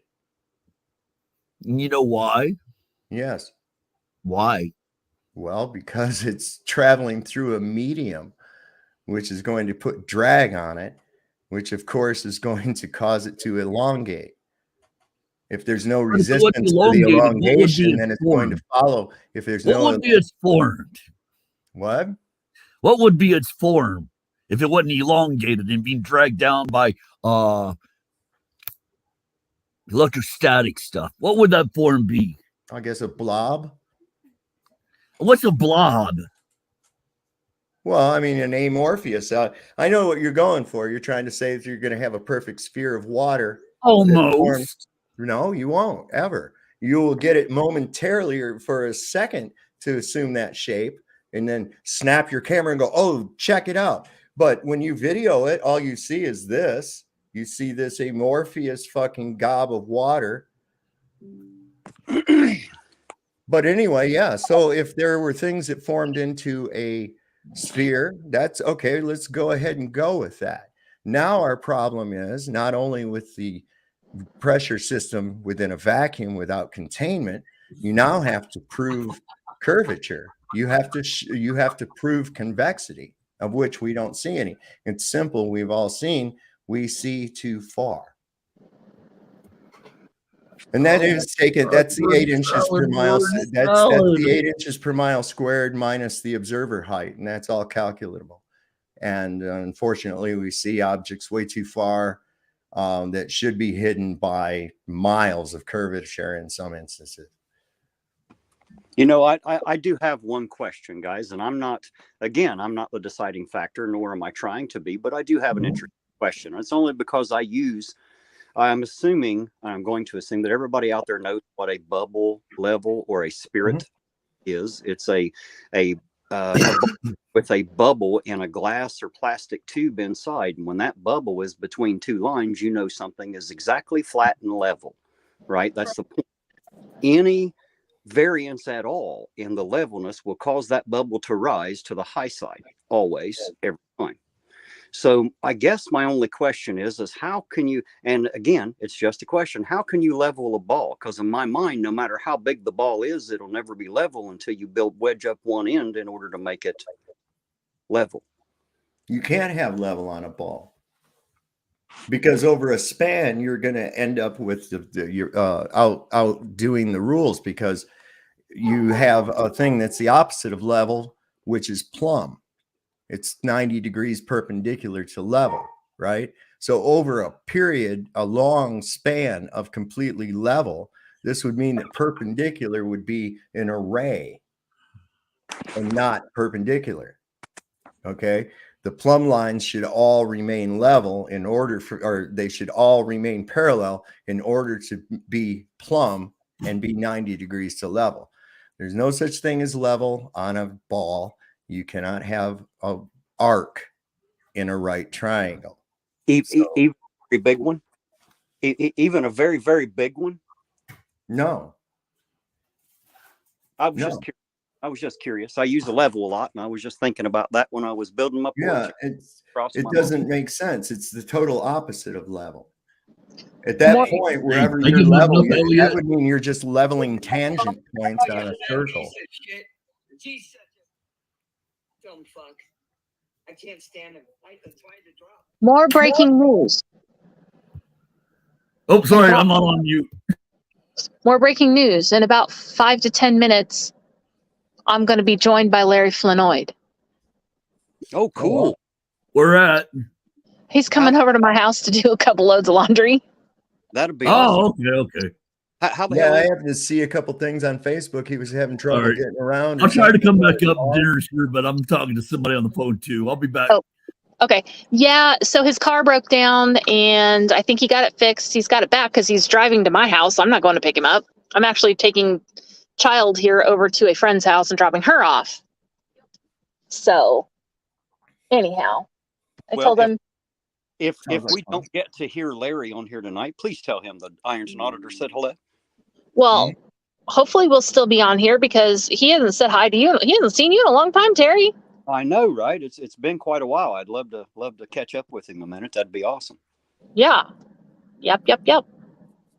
Hopefully he's as excited to speak with me. Well, Larry's always excited to speak to anybody at this point. You know. I could have turned here a while ago there. So today is just a really all-around good day. That's all I can say. It is actually. Well, good. I'm glad it's a good day. I'm glad you're having a good day. I know I've had a pretty good one. I know. Did I see or hear Jane earlier? She was on here for a little bit. Yeah, when I was in Walgreens, I had to turn it off because people were looking at me funny, like, why is your phone talking like that? So, yeah. I'm sorry I missed her. You'll have to tell Jane I said hello. I will do that. I surely will. I still remember the day that we rolled up out here in Ironton. E.B. Joe's van. Yeah. And we drove up in front of the house, and you looked out and said, "Well, hello, Jane," and she had no fucking clue who you were. The look on her face was priceless. Was priceless. Exactly. She was like scared shitless, to say the least. Strange big, strange women. Yes. Is Michaela outside? Are you still with us, David? Oh yeah, I'm still here. I don't want to get back on the discussion too awful long, but I did want to address the question since Lisa asked. She said, "How can that flight, which would be impossible on a flat Earth, happen if the Earth is flat?" Okay, I got something on that. I was at a loss for that too, and there are only a couple of, or what I thought were a couple of explanations for that. Okay, so one of which was that the flight doesn't exist. Okay, the second was that they're traveling much faster than they're telling us. Okay, so as I was mulling these around, and we're of course talking, I think, about flight QF 27, I think it's called. All right, so I refer you to go over and check out a video put out by, have you ever seen a channel called Flat Earth Banjo? Let me see if I can find it real quick. And he just put up a video about that today. And that'll explain quite a bit. Let me see if I can find it real quick. Let's see. That should be enough. There he is.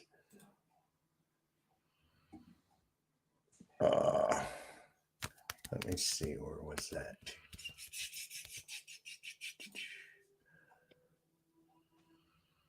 So either the flight doesn't exist. No, there's more. There's more. Okay, because you have to understand another factor that's being put into this thing too. And there's this jet stream thing as well. And this was very, very intriguing. But the bottom line of it is, however the flight is or isn't going there, it does not prove a globe whatsoever. What it does prove is that they're able to make a plane go from one place to another in a certain amount of time. Because in order for us to not have a stationary level Earth, you have to prove convexity. So far, that has failed. No one has proven convexity. Secondly, you have to prove a gas pressure system within a vacuum existing without containment. Okay, so I know everybody wants to say, but it's gravity. Okay, so a theory is holding your air to the Earth. I can disprove that very quickly. Just open a soda can. What happened? Ooh, sudden and violent equalization. Gravity didn't stop that from happening, did it? No, and never will it.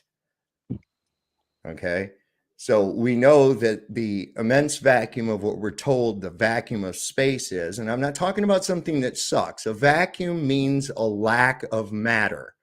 Okay, and in this case, it's a lack of gaseous material, right?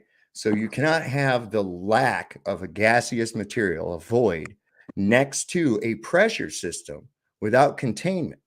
Okay, the root word of pressure is the word press, right? This means something's pressing against the atmosphere, and a negative atmosphere cannot push against an atmosphere. It's physically, scientifically impossible. There it is. So, no, Lisa, it's not a deflect. I just told you I'm going to put the guy's channel in there. Be glad that I'm actually even doing this for you. Okay? So, at least you could do is show a little bit of gratitude. Shit. All right. So, I'm going to give you the guy's channel. Go over. He's got quite a number of videos that cover this topic. Look at them. Okay. So basically, we're left with a few possibilities here. One, if it is flat, this flight apparently can't exist in the way that it does. Second, if it does and it is flat, then it either they have to be able to travel faster, or it's a globe, right? Or no, it does not prove that it's a globe. It only proves one of those two things that you just said. Well, you understand. All it can prove, because we can't just use an airplane flight and say, oh, that proves convexity of the Earth. It has to be right. So it has to be substantiated. We can't substantiate that. So we already have substantiated that. So we have to go with what other possibilities there are. So as I said, I'm going to copy that guy's channel. And if you wish, you can go over and check it out. By the way, Terry, I'm going to let you know I'm being followed by an SPD cop at the moment. Okay. If I get pulled over, I'm going to turn my camera on, just saying. Hey, Hell yeah. go for it. On the fly audits, man. I like that. And you could change it. You could have a channel, start it like that, call it on the fly audits. That's a good idea. Come on, did you not see my audit I did when I was in Wisconsin? Yeah. Oh, it was hilarious. It was freaking hilarious. The guy was such a good sport. I unfortunately didn't have my phone with me, but I had an inspection sticker on my Jeep that was expired like 6 months ago. And I saw this cop get behind me. It was a Luray cop. I was going over to the Tractor Supply store, and I come through there, and I seen him get behind me, and I shifted a lane, and I saw him follow me over into the lane. I was like, this fucker's going to pull me over for that inspection sticker. Idiot doesn't know you're not allowed to pull people over for an inspection sticker. That's not a primary cause for pullover. Neither is a seatbelt, not in Virginia, right? So I just went on ahead. He lights me up. I went in the parking lot, pulled over into my parking spot. He comes up. I got out of the Jeep. And I says, how you doing? He says, pretty good. I says, what'd you pull me over for? He says, your inspection sticker's dead. And I says, yeah, I know. So what'd you pull me over for? And he goes, because of the inspection sticker. I says, you can't pull people over for their inspection sticker. That's a secondary charge. And he says, yes, you can. And I says, no, you can't. Do we have to get Bo down here? That's the chief of police. I know him. I says, do we have to get Bo down here? And he's like, well, no. He says, I just wanted to let you know that it's expired. And I says, okay, I know it's expired. And he goes, well, that's 6 months. How come you haven't gotten it changed? I said, I've been fucking busy. He got in his car and left, man. I was like, there you go. So that was a good one. I'm not going to play it. I didn't give him my license. I didn't give him nothing. I just told him, I said, no, you can't. You're not even allowed to pull me over for that, man. So.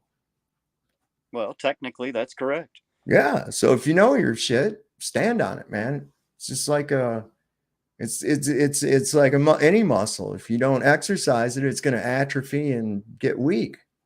Well, I mean, how do you know you have freedom of speech unless you're free to say shit some people don't like to hear? I mean, that's the only way to protect it is if you're still allowed to say it, you know? Hello, Rosa. Good evening. Right back to you, dear. I hope you're having a good Friday. Okay, Lisa, then that means they turn the earth into a globe for 12 and a half hours and then stretch it back out flat again when it lands. Really? That proves a globe, really? Give it up. Roseanne Mossman. Hello. So I take it Larry hasn't made it there yet, huh? You got me excited like a little kid on Christmas. Okay, so I actually had to drop my daughter off at a friend's house. And I came through Dairy Queen because I decided I needed a hot fudge sundae, and I can't just get one because I have company coming over. So, the proper thing to do is to get one for Larry. Now you're just toying with me and shit. I know. So I told him it would be a few minutes before I got there, but I'm only like less than 5 minutes from my house. So I'm just giving you shit, Tina. I'm just giving you shit. I know you're giving me shit. You always give me shit. I'm used to it. I get excited to talk to people I haven't talked to in a while. Oh, I know. And he's quite the character to talk to. So I'm going to mute you a second because I got to get my food.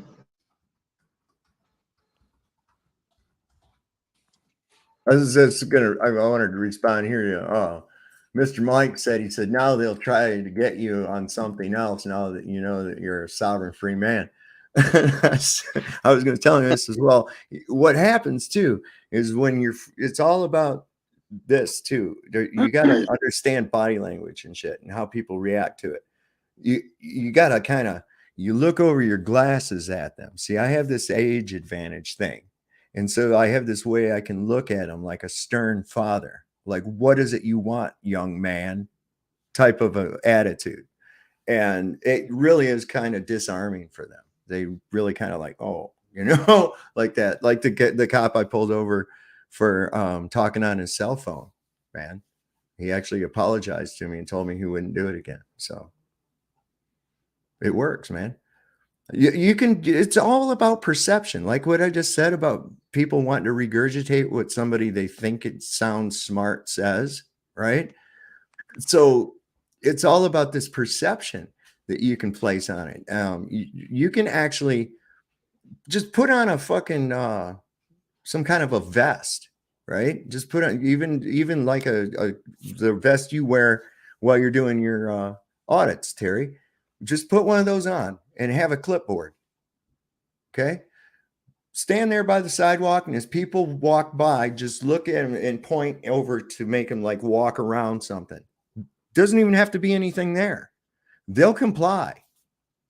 Well, of course They'll they would. comply. Their perception is that you must be some sort of an authority, and you have stuff to prove it. Yeah, I look official. They'll listen. Right. You know, I watched that little short video they had of the guy. I don't know what city he was in, but he's out in front of a club or some dumb shit. And as people are walking by, he pulls a goddamn lint roller out of his pocket, unfolds, and each person to walk up, he'd put his arms straight out, and they'd do the same thing, and he'd run that across them, and they'd walk on, and people started lining up and letting him do it. And I'm like, what the hell? And he was just a guy off the street, just to prove the point, you know, that if it looks good, people will go with it. You know, they don't care. Did you ever see that experiment of the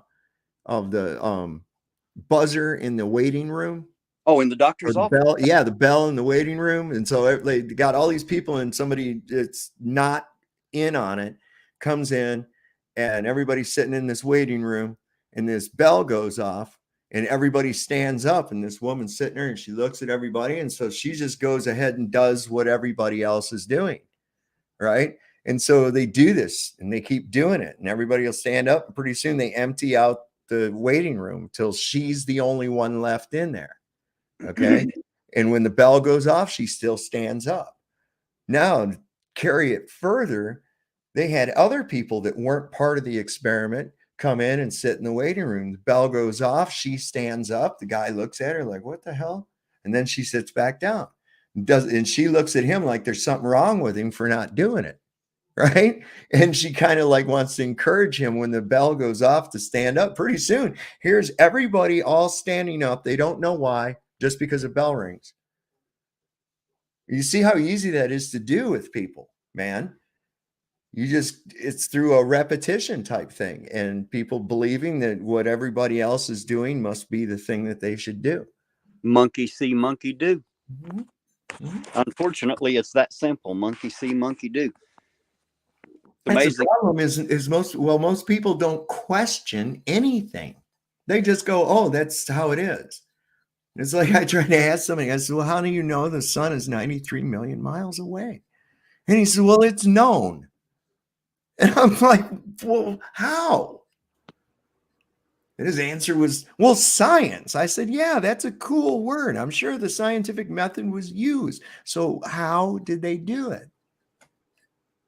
Lisa wants to know which video. You're just going to have to look for it yourself. There's the channel. It's in the title.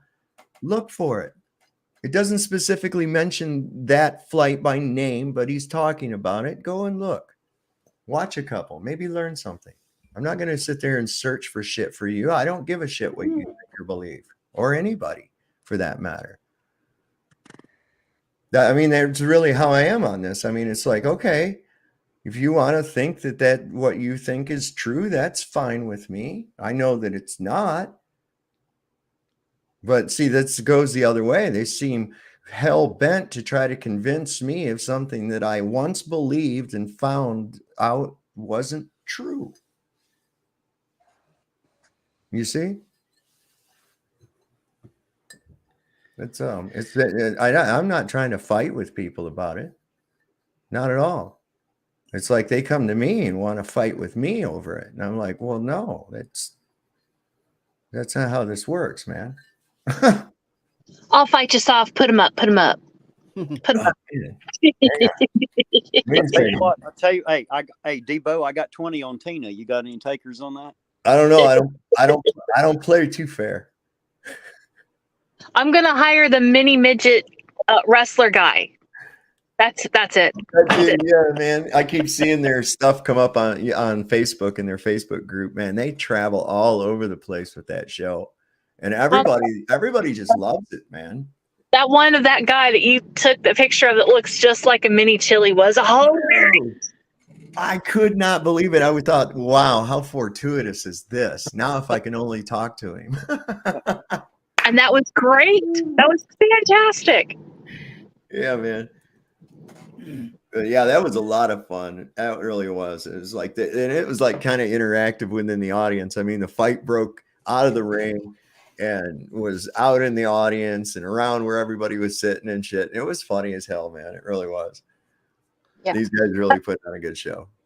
By the way, we've got to do a reunion tour. Come on. It's been a while. We all have to get together in a new location this time. I think Demon's coming to the States sometime soon. At least he said he was. You know, we got to get all the gang together. Shit, y'all come to Luray, man. I was thinking I'll come a little further south, this way, my way. It's like we got the beautiful Shenandoah River, man, campsites and stuff. Plus, there's hotels, whatever. This is the time of year too. Well, it used to be. I don't know about anymore. I had a cool thought. We got Bigfoot. This client, yeah, we got a Bigfoot thing. We have a Bigfoot convention happening just a few miles away from my where I live this Sunday, I believe. Yeah, it's Sunday, or it might be tomorrow. Either way, I'm going to go. I got to double check, but I want to go to that. It's over in Weir's Cave, and my friend, one of my friends, he lives just 2 doors down from me. He's a friend of mine on Facebook. This guy is like all about Bigfoot. He loves all the shit about Bigfoot. He's funnier than hell. In my house. Larry's not here yet. So I'm going to have to check that out. Well, yeah. Do you see Lisa's reply? Oh, hold on. I know I'm driving. Hold on, Lisa. I'm parking in my garage. Hold on. She said, Tina, I came that way when you came here. Well, no, you went on to Florida, Lisa. Remember, you went down to one of the beaches down there. Was it Destin? Was it Destin that you went? I think. I just know I told you to go to Florida. Oh, there's Larry. Let me stop my garage door. I'm gonna head out, Terry. All righty, D-Both. Thank you for being here, sir. Yeah, thanks for having me up. Sob, nice seeing you again. Right on, brother. You have a good night, sir. Tina, nice seeing you as well. Nice seeing you, Depot. All right. Hold on. Let me get my camera on. Hold on. See if this is Larry. I'm sure it is. Hold on. Camera. Can you see me? Yes, you can. Hello. Hold on. Larry, I have a surprise for you. Besides a hot fudge sundae. I said I have a surprise for you. Hold on. Hold on. For you. Irontonauditor, say hi. What up, Terry? How the hell you doing, sir? It's good to see you, man. I'm doing good, man. I'm doing all right. That's good to hear. He's alive, so I told him you were coming, so we've been waiting for you. Oh, right on. But I just pulled, here's your spoon. Thank you. So let him get his laundry in, but he's here. Yeah. But check back with me when you get a second. Yeah, just give me a second. I'm going to help him get into the house. Absolutely. So there you go. We'll check back with Larry here in a little bit, see how he's doing. I haven't gotten to talk to him in a while. I haven't got to talk to Slav either. It's good to have you here, sir. Likewise, man. Likewise. Was Moonshadow here when you came? The little German Shepherd puppy? Yes.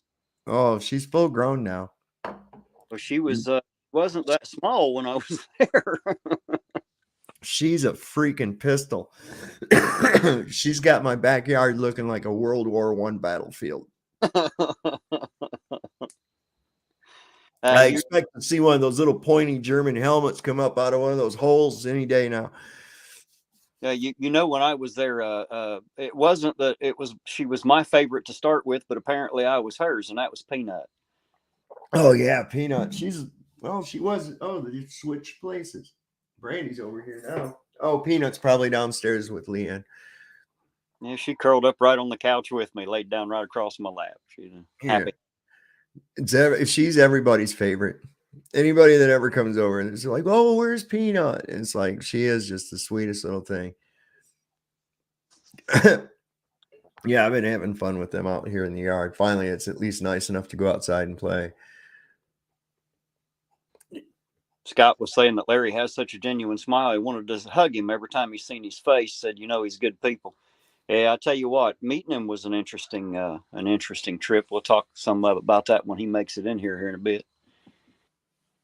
How's Naughty Hippo doing out there? Is she doing any more crochet creations or anything like?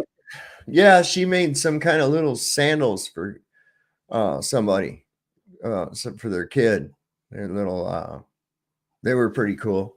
I don't know. I just see her doing that, and the next thing I know, she's got some kind of a thing that she's made, and what's that? And she'd tell me what it is, and it's always for somebody. Always she's doing something for somebody. So I guess she's getting a little bit doing that.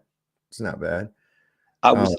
I was thinking about asking her to make an irontonauditor doll, but then when I realized that she, made the chili doll, and then she had to use the hawk pattern for Chad, I'm quite sure they probably don't have a midget pattern.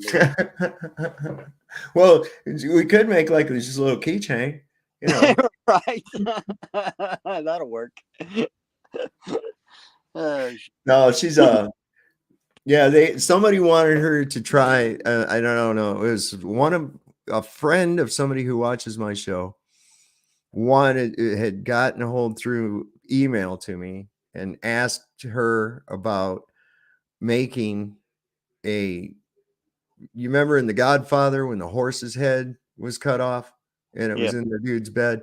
She wanted Leanne to make this horse's head, this cut off horse's head. It's kind of an inside joke about something. And there was no pattern or anything to go by.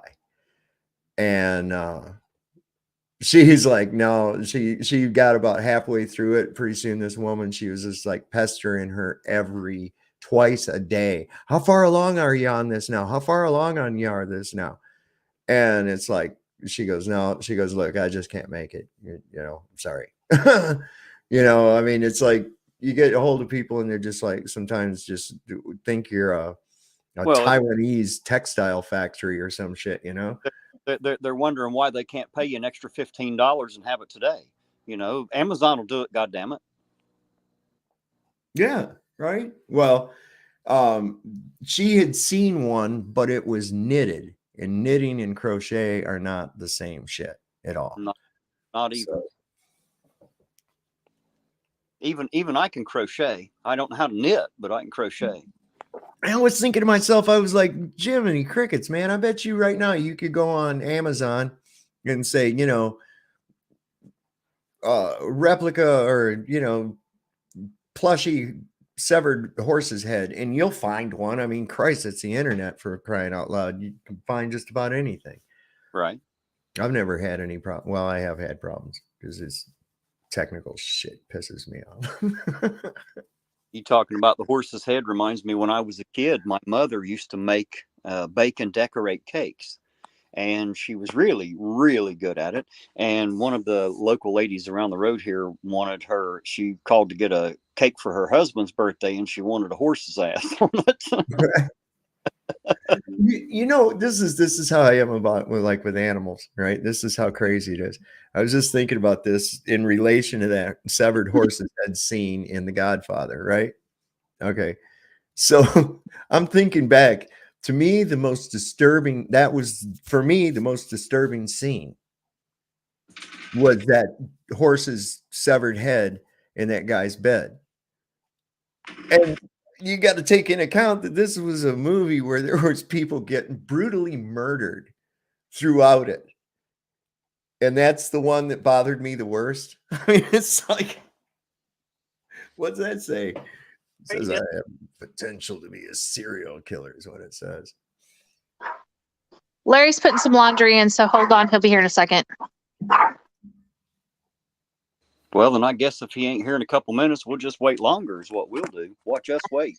Hey, Flat Top Hank, you're absolutely right. But if I did that, I would have so many random flowers throughout my yard. If I could get her to do it like just by the fence row or next to the porch, that would be cool. But no, it's got to be right smack dab in the middle of the yard. That's where she's at with this. You could at least get her to do it in rows. That might be better, huh?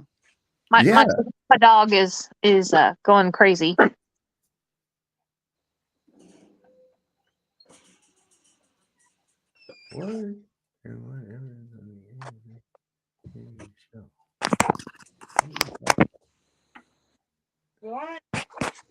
Oh, Scott Hubert. Hey, what's up, bro? Oh yeah, shit. Get the car fixed. They totaled it. She got a new car. Ain't no big deal, man. Yeah, she did great. She did just recently have to go to court because of the kid that hit her. And she was supposed to be like, I guess, a witness for the prosecution on it or some shit for, I don't know what the charge was, reckless driving or whatever. But they came to some plea agreement and she just wasted a day not going to work. So what the fuck, right? But at least the car was fixed or replaced. Yeah. Yeah. And hold the phone. Hey. I assume she wasn't severe. He's gonna sit down and hold the phone. Hold the phone. Wait. You're on. What up? How y'all doing, man? What do you say? Oh man, I can't even come. You're not Tina. Now Tina ain't this pretty. How y'all doing, man? I'm doing great, sir. It's good to see you. I hope you're doing well. Oh, dude, I'm going through it right now. What is it? It's the second part of shh. I lost my whole support system this year. I've had 6 people die. It was all in my close circle. Ended with my little brother last month. Oh, I yeah. my house. My landlord didn't pay taxes on my house, so I had to move. So now I'm technically homeless. I got laid off from my job like 3 weeks ago. Just got another one today. Like, man, I've been fucking going through it. If depression was a person, it'd be me. Like, man, I don't even know how I'm sitting here right now, honestly. Like, I'm going through it right now. You know, like I ain't never been hit this hard in my life. Like, man, if it could go wrong, it went wrong in the past month. Like, man, I don't know. I shut down all my social medias. I ain't got no social media no more. I shut them all down yesterday and the day before. Well, it's been going on for a week, but I finally finished shutting them all down yesterday. I'm still in school for teaching. I got my substitute teacher degree. I'm just gonna kind of focus on. I don't even know, man. Right now, I'm just trying to get my head out the gutter. You know, I've been in a dark place for the last 3 weeks. But I did I wrote up a proposal for the Rosie Flanoid Future Past Daycare, where we get retired community members and have them, you know, watch kids for single parents. And I did do the one for my brother, the Lloyd Flanoid Basic Living Program, where we take kids, you know, from 5th grade to high school seniors, like I was telling you, Terry, and teach them how to cook, how to clean, how to garden, hygiene, all of that. I wrote those 2 proposals up. I'm on the board with Springfield City now. They kind of fucked me. They put me on the board that gives money to poor people and nonprofits. Huh. Yeah. Right? So I can't get shit because it's conflict of interest. You tell me about politics. And they know I ain't got no support. But Tina said that they going to do it, so I got to talk to them. But they know I ain't got no support, so I ain't got nobody to take over my nonprofits for me to fund them. Like, this city crazy, boy. Politics a motherfucker. But I'm going to tell you something that Scott Hubert put in the chat there a while ago while you were busy with your laundry. He said that every time he saw you, it made him smile. When he seen you and you smiled, it made him want to grab you and give you a hug because he knew you were good people. Man, I need one right now, dude. I'm going through it. Like, man. The reason that I have no doubts that you'll make it through it is because I know you're tough, as we say here in the country, you're tough as a fucking pine knot, you know. Man, And I remember Neil, you know what I'm saying? And my coach used to tell us that, tougher than the pine knot. I never knew what the fuck that was. just remember when I first met you, if you'll remember, I was very unsure of myself. You know, to be irontonauditor, to be a YouTuber, let alone trying to actually unite people like I want to do. But you, sir, inspired me and gave me the belief in myself that I absolutely can accomplish anything that I set out to do. So thank you for that, and know that you have inspired more than me. I'm just here to tell you live about it. And don't thank me, thank the Lord above. He made me the vessel to be able to do all of that. You know what I'm saying? Because of the things that I went through in life. You know, like when I make it through this, that's going to inspire other people to, you know, to do something. You know what I mean? Because right now I'm at my lowest, dog. I ain't been this low in I don't know how long. And if I pull through this one, which I will, you know, so ain't no if about it. It's just hard right now, you know, because everybody got a life right now, and it's hard for everybody. So it's like without that support system, you ain't got nobody to call and lean on. Like I can't just pop up on my little brother and smoke a blunt with him and talk about shit. You know, like all of that is gone. You know, and it's just hard to deal with because I thought I'd have him, you know, at least like I'm changing my beneficiary. You know, like I never thought I'd have to do that. You know what I mean? And like you, I'm gonna go out there in the car and smoke now because I can't smoke in Tina's house. But I'm gonna get lit, making hot shit, dude. Like that's the only thing been getting me by. But I end up going to a job today, and because I prayed on it today, I was like, Lord, man, please let things get better. So I ended up going to a job today to help a friend unload a fireworks truck. Ended up walking out with a full-time job and crew leader. The next week I'm doing $100,000 job at a resort in Oklahoma, and we get to stay down there and they get the hotel rooms and all of that, you know. And if they wasn't playing, they're gonna pay me a pretty damn good for it. So just working hard, you know, and being positive, you know what I mean. And that's all I got right now, and that's all I can do, you know, because if and I also don't, remember, I'll also get remember that terrible stuff happens to you in life. That's when you sometimes are able to realize your better potential and become a better person because of it. you know what, like with some of the things that I'm going through, yeah, they are lessons and it's teaching me to become better. But at the same time, a lot of it was just shit I couldn't control, man. And it just all hit me at once. And I think this that test from God that's like, man, do you really got it? Do you really want it? You know, or is you gonna fold? You know what I mean? And it's hard, but I ain't gonna fold, man. I can't. You know, too many people, not that people depend on me, but I got too many things to help change the world, you know, for a positive, and I just can't give that up or just let that slide away because I'm dealing with a tough time, even though it's one of the toughest times I ever dealt with. You know, obviously I'm going through it for a reason. So here we go. You know, Well, I know I live too far away to offer anything as far as real help, but you know I'm always here, and if you need my number, I get one of them right now. I'm just glad. No, I ain't. But no, man, just to support, just to know, you know, just to hear words, you know, because I ain't had nobody to talk to and nothing like that. Just to hear you saying, man, that you rooting for me. That's all I need for real.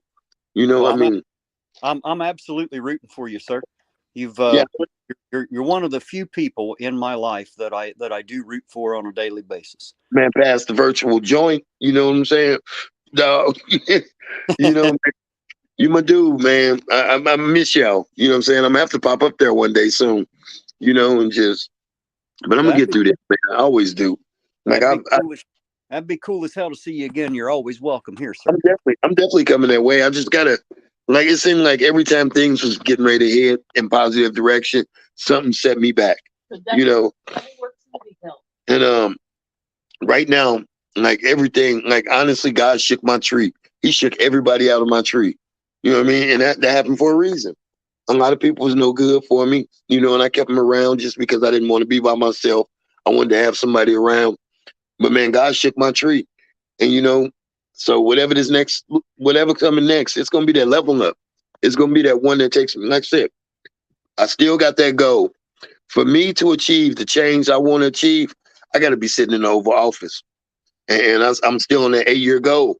8 years, I'm walking into the White House, and we're gonna change the world, buddy. Well, there you go. You know, you got my vote. Let's see what happens, man. I mean, people always say I'm pipe dreaming or yeah, whatever. When I say that, keep thinking that shit. You know what I mean? Because once I get these programs off and I change American people and change the world around here, man, we're gonna walk into the White House. You know what I'm saying? Landslide, first one in history. You know, because we're gonna do some positive shit. I just gotta get out this dark corner. I gotta get my money back up. You know, so I'm focused on working hard. I mean, best thing about being homeless, you ain't got a lot of bills. Right? No You know, shit. I mean, as long as I got my laptop and some weed, I'm cool, dog. I could be wherever, you know, because I got my movies and stuff. So I'm good. You know what I'm saying? So I'm gonna get through it. You know what I mean? You can't have sunshine without the rain. You wouldn't know what it is. You know, can't have That's good a without the fact. bad. You wouldn't know what it is. You know, That, so that is an and absolute fact. yeah, and we go through everything for a reason. You know what I'm saying? Whether it's to test us, whether it's to give us that strength we need, or whether it's just to show us what we're gonna be dealing with down the road. We go through, and once I started realizing that in life, it started making things easier. It's everything gonna be hard because ain't shit worth getting easy. You know what I mean? Well, the Bible discusses the topic and talks about being put through the furnace to be refined like gold in a fire. And And like those that, trials, tribulations of life are meant to burn the bad stuff away and leave a better person when it's over. even diamonds go through pressure. You know, so I'm making through, man. I'm just if I wasn't down or sad or dealing with emotions of like being down and sad, then I wouldn't be human. You know what I mean? I just lost damn near everything. You know, but the one thing I didn't lose was me. And that's the one thing that keeps everything going. So as long as I'm here, this shit finna flow. You know what I mean? So I just got to turn around. No, you ain't chopped liver. I'm talking about like my family. I'm gonna push Tina ass down. Y'all about to see some domestic abuse up on this. No, I ain't gonna do that. But you know, it's people like y'all, man, talking to y'all. You know, knowing that y'all still got my back, knowing that y'all supporters, even though y'all at a distance. You know, it's things like that that inspire me to keep going. Because at that point when you feel like you ain't got nobody, you get a call from Tina like, "Hey, how long you got?" And I'm like, "What?" And she's like, "To wash your laundry, fool." And I'm like, "How you know I need to wash my laundry?" People calling in the background. You know what I mean? So as long as you know you got that support when you don't really ask for it, it inspires me to keep doing what I'm doing. And that ain't going. And that's why it ain't gonna never stop. That's why I can never stop. Because when I feel like I'm at my lowest, God send me an angel. You know what I mean? Like I'm with you. Keep going. Keep going. It ain't your time yet. So thank y'all. You know what I mean? Because without y'all, I wouldn't be me. Think about how far we've came since the conditions we met under. We met under the chili bullshit. Look, just a Yeah, year man. Yeah, chilling a punk ass. I almost forgot about that dude. You know what I'm saying? I've been going through so much. I almost forgot that name. And that's how fucking just well, let me see, what's the word I'm looking for?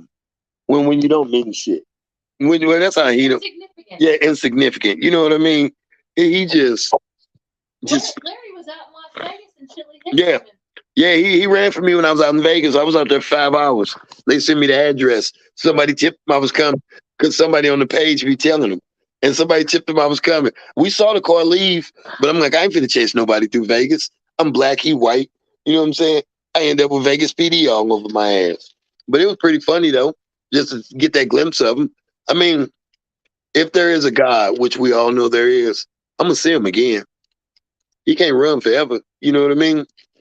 I haven't told you about that. I will tell. Yeah. I'll tell you about He gonna foresight. what's gonna make him so lucky is that he gonna burn up all his bridges, and it's only one he can cross again, and that one gonna lead straight to me, and that's where he gonna fuck up.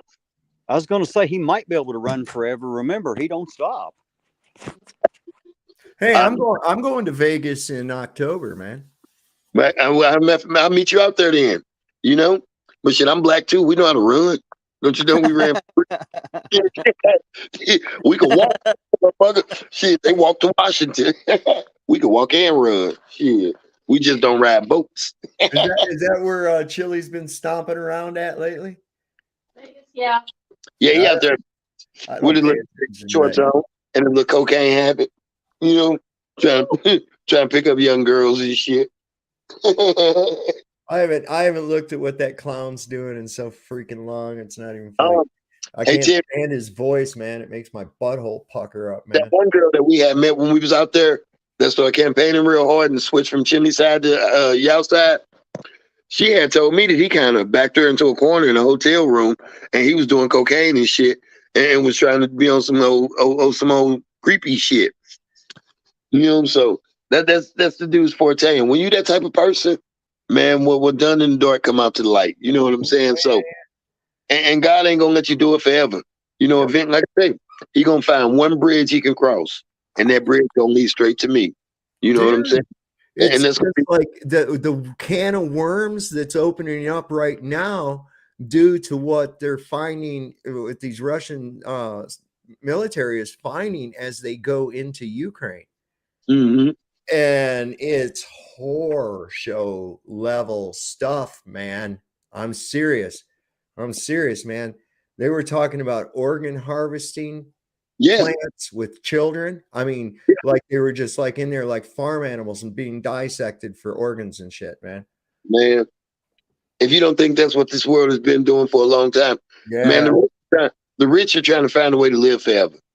You know what I mean? they always have, man. They always have. They think Well, Warren and Buffett. they live unnaturally long lives. You got to think, man. You look at every one of these inbred like royals. Like this last one that just assumed room temperature, man. She was pushing 100 years old. Her mother was over 100 years old. You know, and what people don't know, and this is really crazy, right? So it ties right back into that blood stuff because that royal family is directly of the line, the Goth Saxe-Coburg line, which leads all the way back to Vlad Dracul, right? Vlad Tepes, right? Yep. Okay. And also in that line is Elizabeth Bathory, the Countess Elizabeth Bathory, who they caught her. She was bleeding out all these young handmaidens and bathing in their blood and drinking it and shit. I mean, it's like, what? Come on, man. Know, back when I was in school, they came out real quick talking about stem cell research and cloning. And then that shit went away real quick. Just as it came, it went away. Yeah, then a big deal about Dolly the sheep and all this other shit, and then it's like, oh yeah, we can't. Never mind that. Look, asteroids are coming. Then a movie called The Island came out, where they were talking about having clones, and the rich people were harvesting their organs when they got sick. That way they can live forever. There's a lot of truth in movies. Dude, that's really good. That's see, I have like a list of movies that are must see wake up movies. You know, it's sort of like, look, you gotta look at this shit. And that's one of them right there. The idea comes from somewhere, you know. And then I was once told that the technology and the things they put in movies are 7 years out of date that the government is doing. So I don't know. I ain't gonna say that they making clones, but I know it ain't two of me out there. You know, can't be. Well, we know they use a thing that's called revelation of the method, and it's a karmic. It's part of a karmic thing, right? If I put up a sign with a basket of apples that says poison apples, and you buy the apple and you eat it, you're at fault, not me. Okay, because I revealed to you that they were already poison apple. The only time the karmicness comes in is if I haven't told you what's going to happen. Okay, then that bad karma falls back on me. But ultimately, due to the laws of the universe, that's how that works. So by them revealing something to you in the movie, ain't their fault that you're too dumb to see it. You know, in the movie, thinking you're too dumb to see it. Oh man. Yep, you're right. You're right. Right. Look what P.T. Barnum did, for instance, people not understanding, right? So he had this fun house, and to get people to get through it faster, he had somebody make this picture of a really crazy looking bird. And he had it throughout the fun house, and it said this way to the great egress. And what this put in people's minds is that the egress must be this weird looking bird that he's got a picture of, right? Not even knowing that the word egress just means an exit. You see that right there. Yeah, you're right. You're right. That's You fooled yourself. You fooled yourself through your ignorance, and that's now where you're take at. that into consideration. You know what I mean? Because I never thought about it like that. That's man. Maybe we were meant to talk conspiracy theories. Yeah. Oh, I absolutely believe that 100%, Larry. I do. I mean, we were meant to. That this was meant to take place. So, like, I'm gonna take me a smoke break. It was very nice talking to y'all. I gotta get my oh no, man. It's been a long day. But I mean, as far as life right now, I feel like bless me, sorry. I feel like that sorry. I feel like life is starting to get more positive, you know, especially with what happened today. You know what I mean? For me to be looking for a full-time job and to be reaching out to a friend that had a fireworks stand. And he was like, well, I ain't got no work right now, but I introduce you to somebody else. And so that guy had me come out to, you know, help unload a truck. And just with the way I work and you know, my attitude, the owners of one of the biggest like firework companies in this area hired me. And I'm already on a big time job with them, you know, this week. So it's like, man, everything is starting to look on, you know, it's starting to get better. So maybe I just had to have that tree shaking, you know. And like I said, man, in life now, I got to start looking at the positives. Because if I look at the negatives, then I'm going to dwell in darkness. And that's where, you know, whatever evil spirit that's trying to hold me back from doing what I'm doing, that's where they want me at. And, you know, I can't be there. You know what I mean? Exercise that. You can exercise that. You come back from your smoke break, I'll tell you how to get rid of that, man. I bet. Let me go smoke real quick.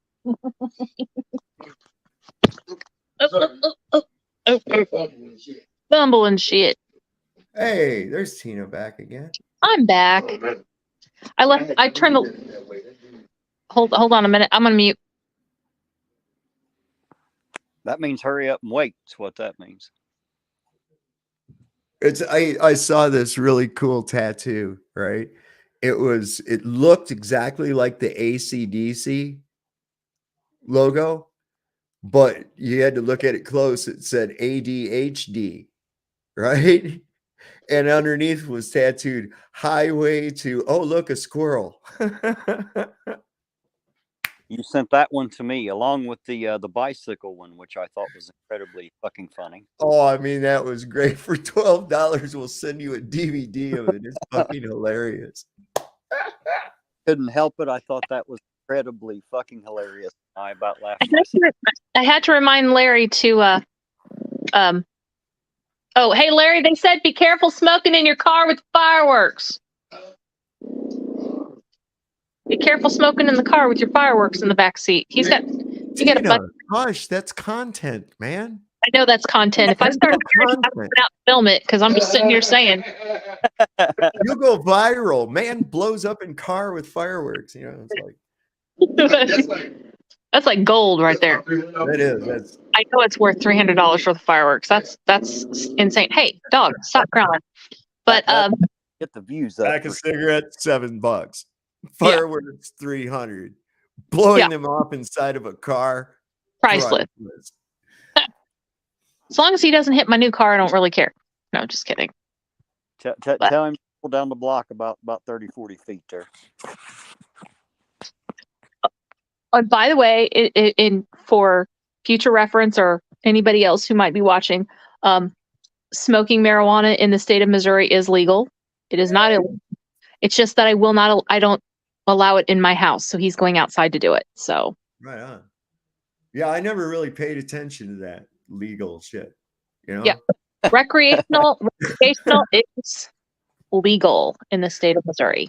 I was always, my whole attitude through my whole life was like, who in the fuck are you to tell me what I can do? Shut up.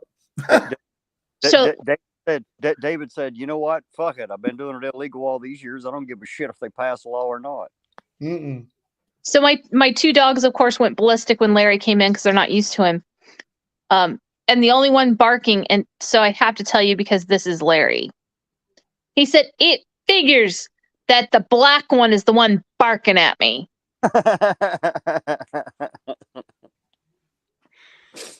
Too funny. Yep. I just thought that was funny.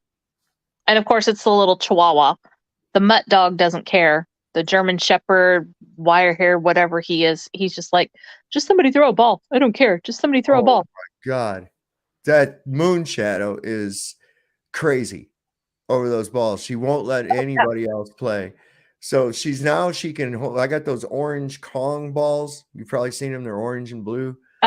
And those are really great. They last a long time.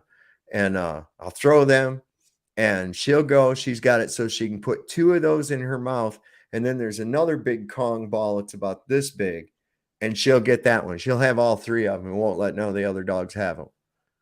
And are you kidding me? I'll throw one more ball, and the dipshit runs out there with all that in her mouth and jumps up trying to catch that ball. Like, no, how are you even going to do that? You know, and she just comes back down. It bounces off.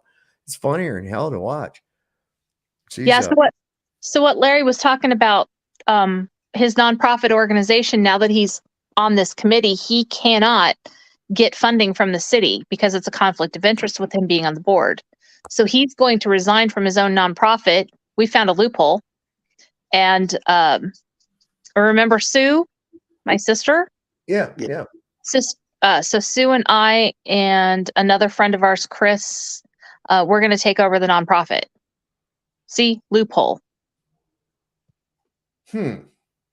So that we can then apply for the grants through the city.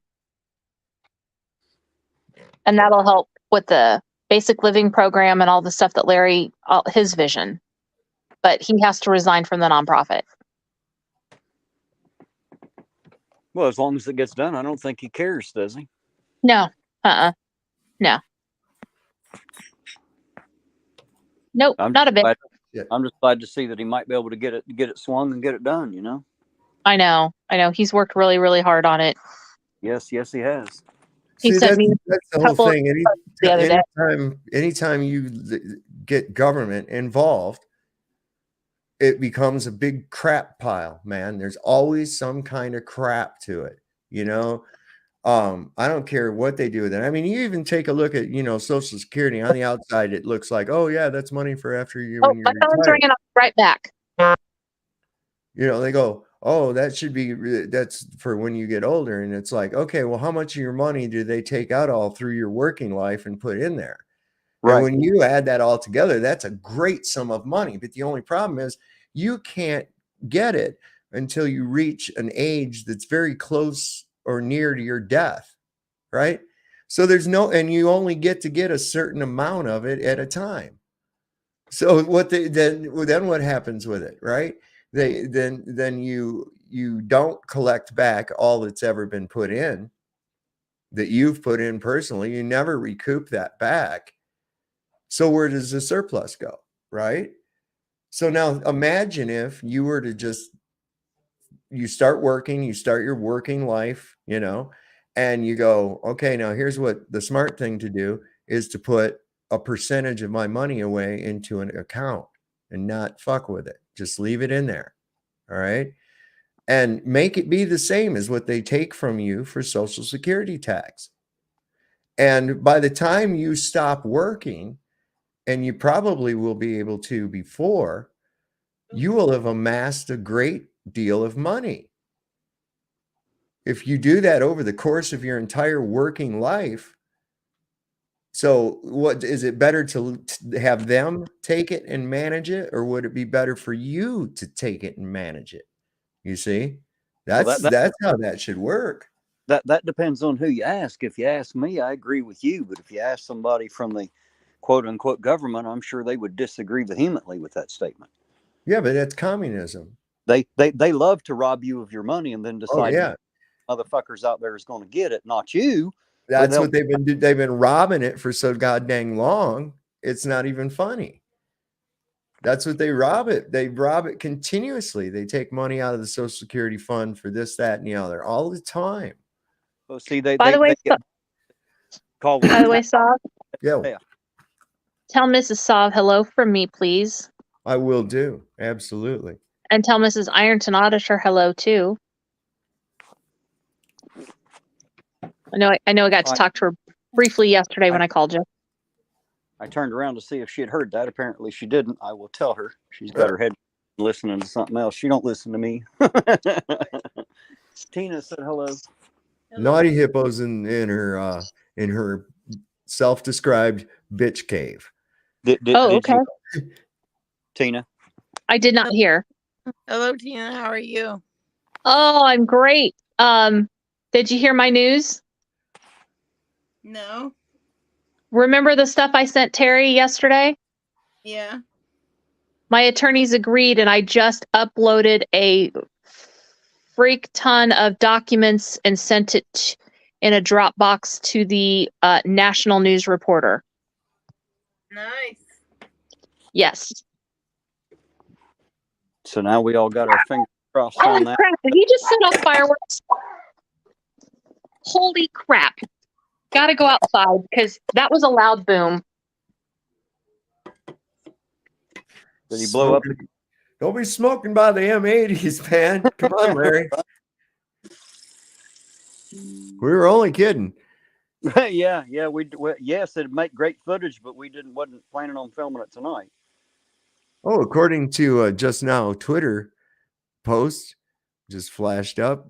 Good old Chili says he's going to vote for Robert Kennedy Jr. That's a great fucking idea for Chili. I hope he does. You know, as if anybody gives a flying rat's ass what he does. You know, that's All what right, he didn't do it, y'all. I don't know what the hell that was. Oh no, I do it now though.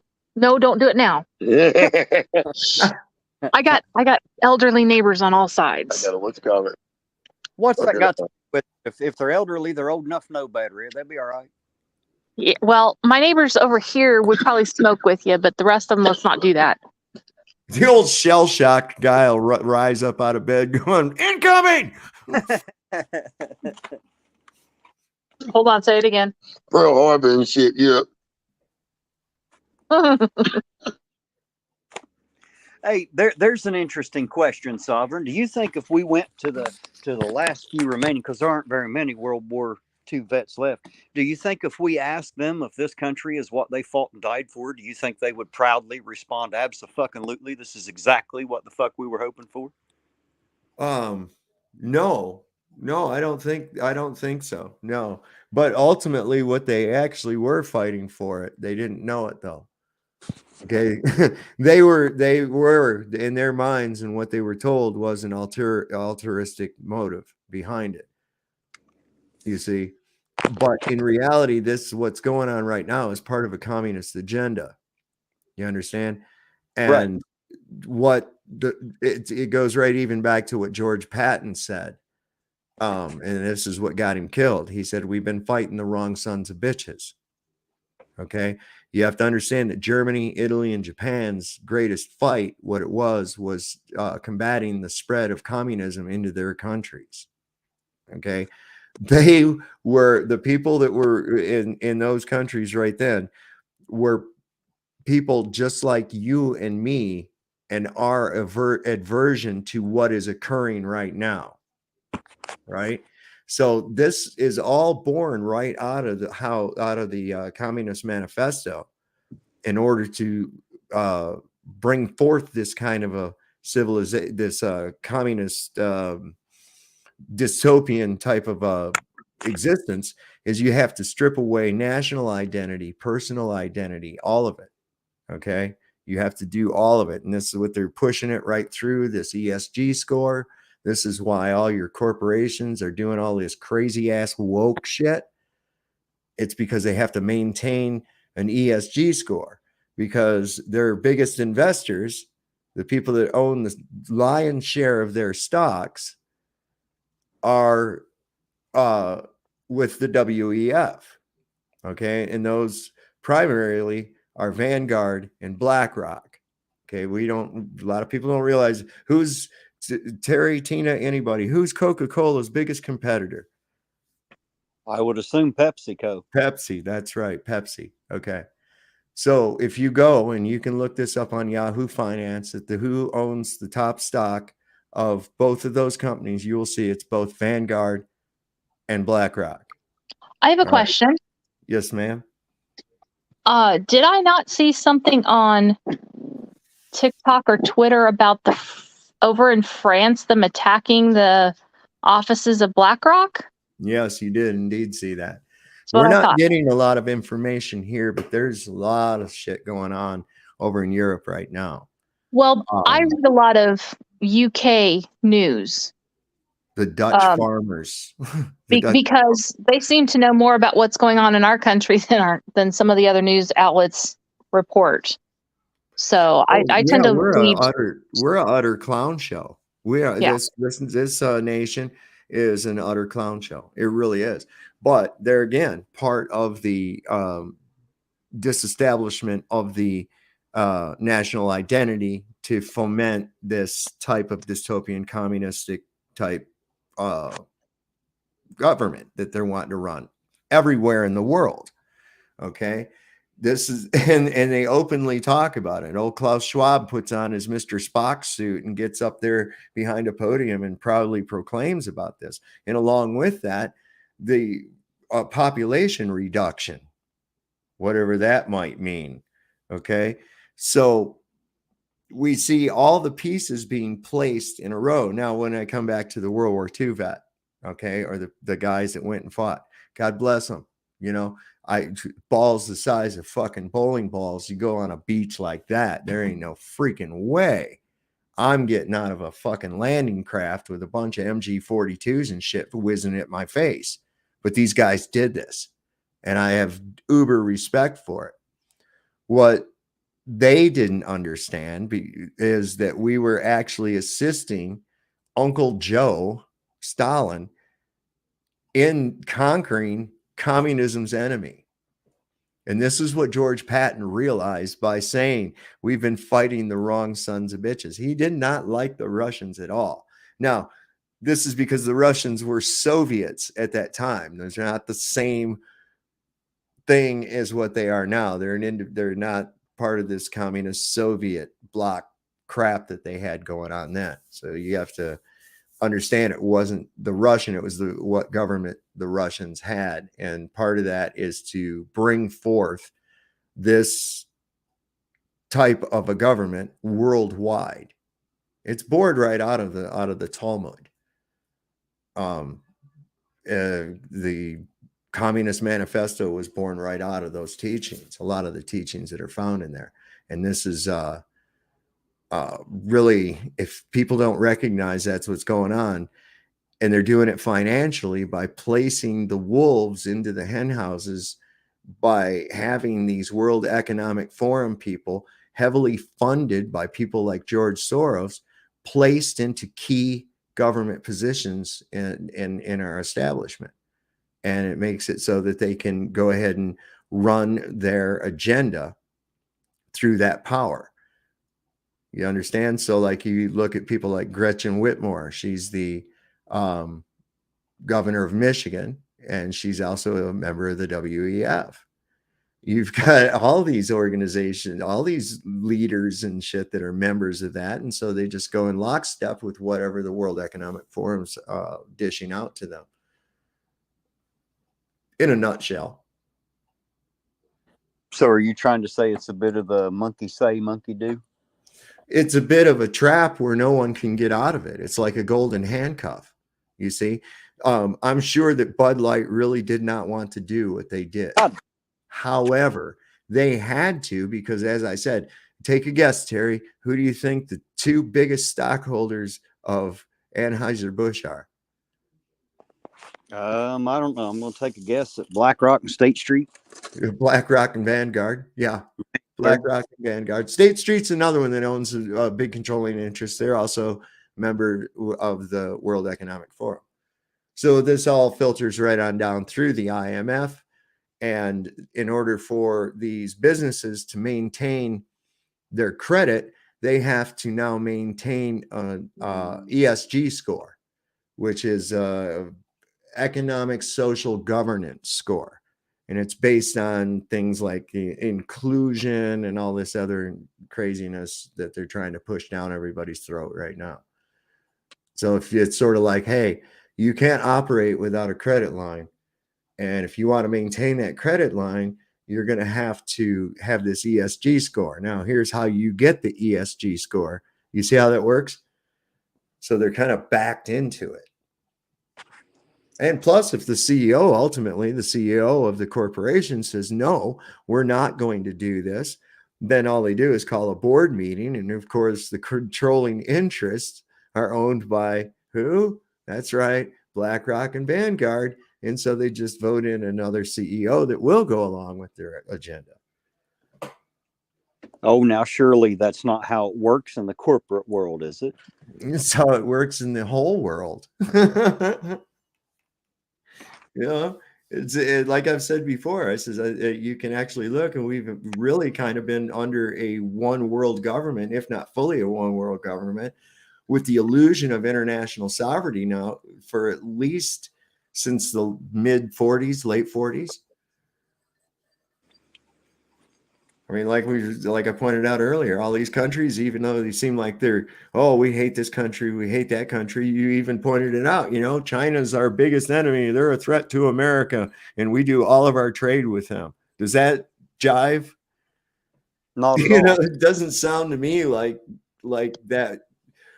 He's your enemy and shit, and you hate them, but you trade with them more than with any other country on earth. What? That makes zero sense, right? I agree. And hello to Jason and family out there, by the way. Heck yeah.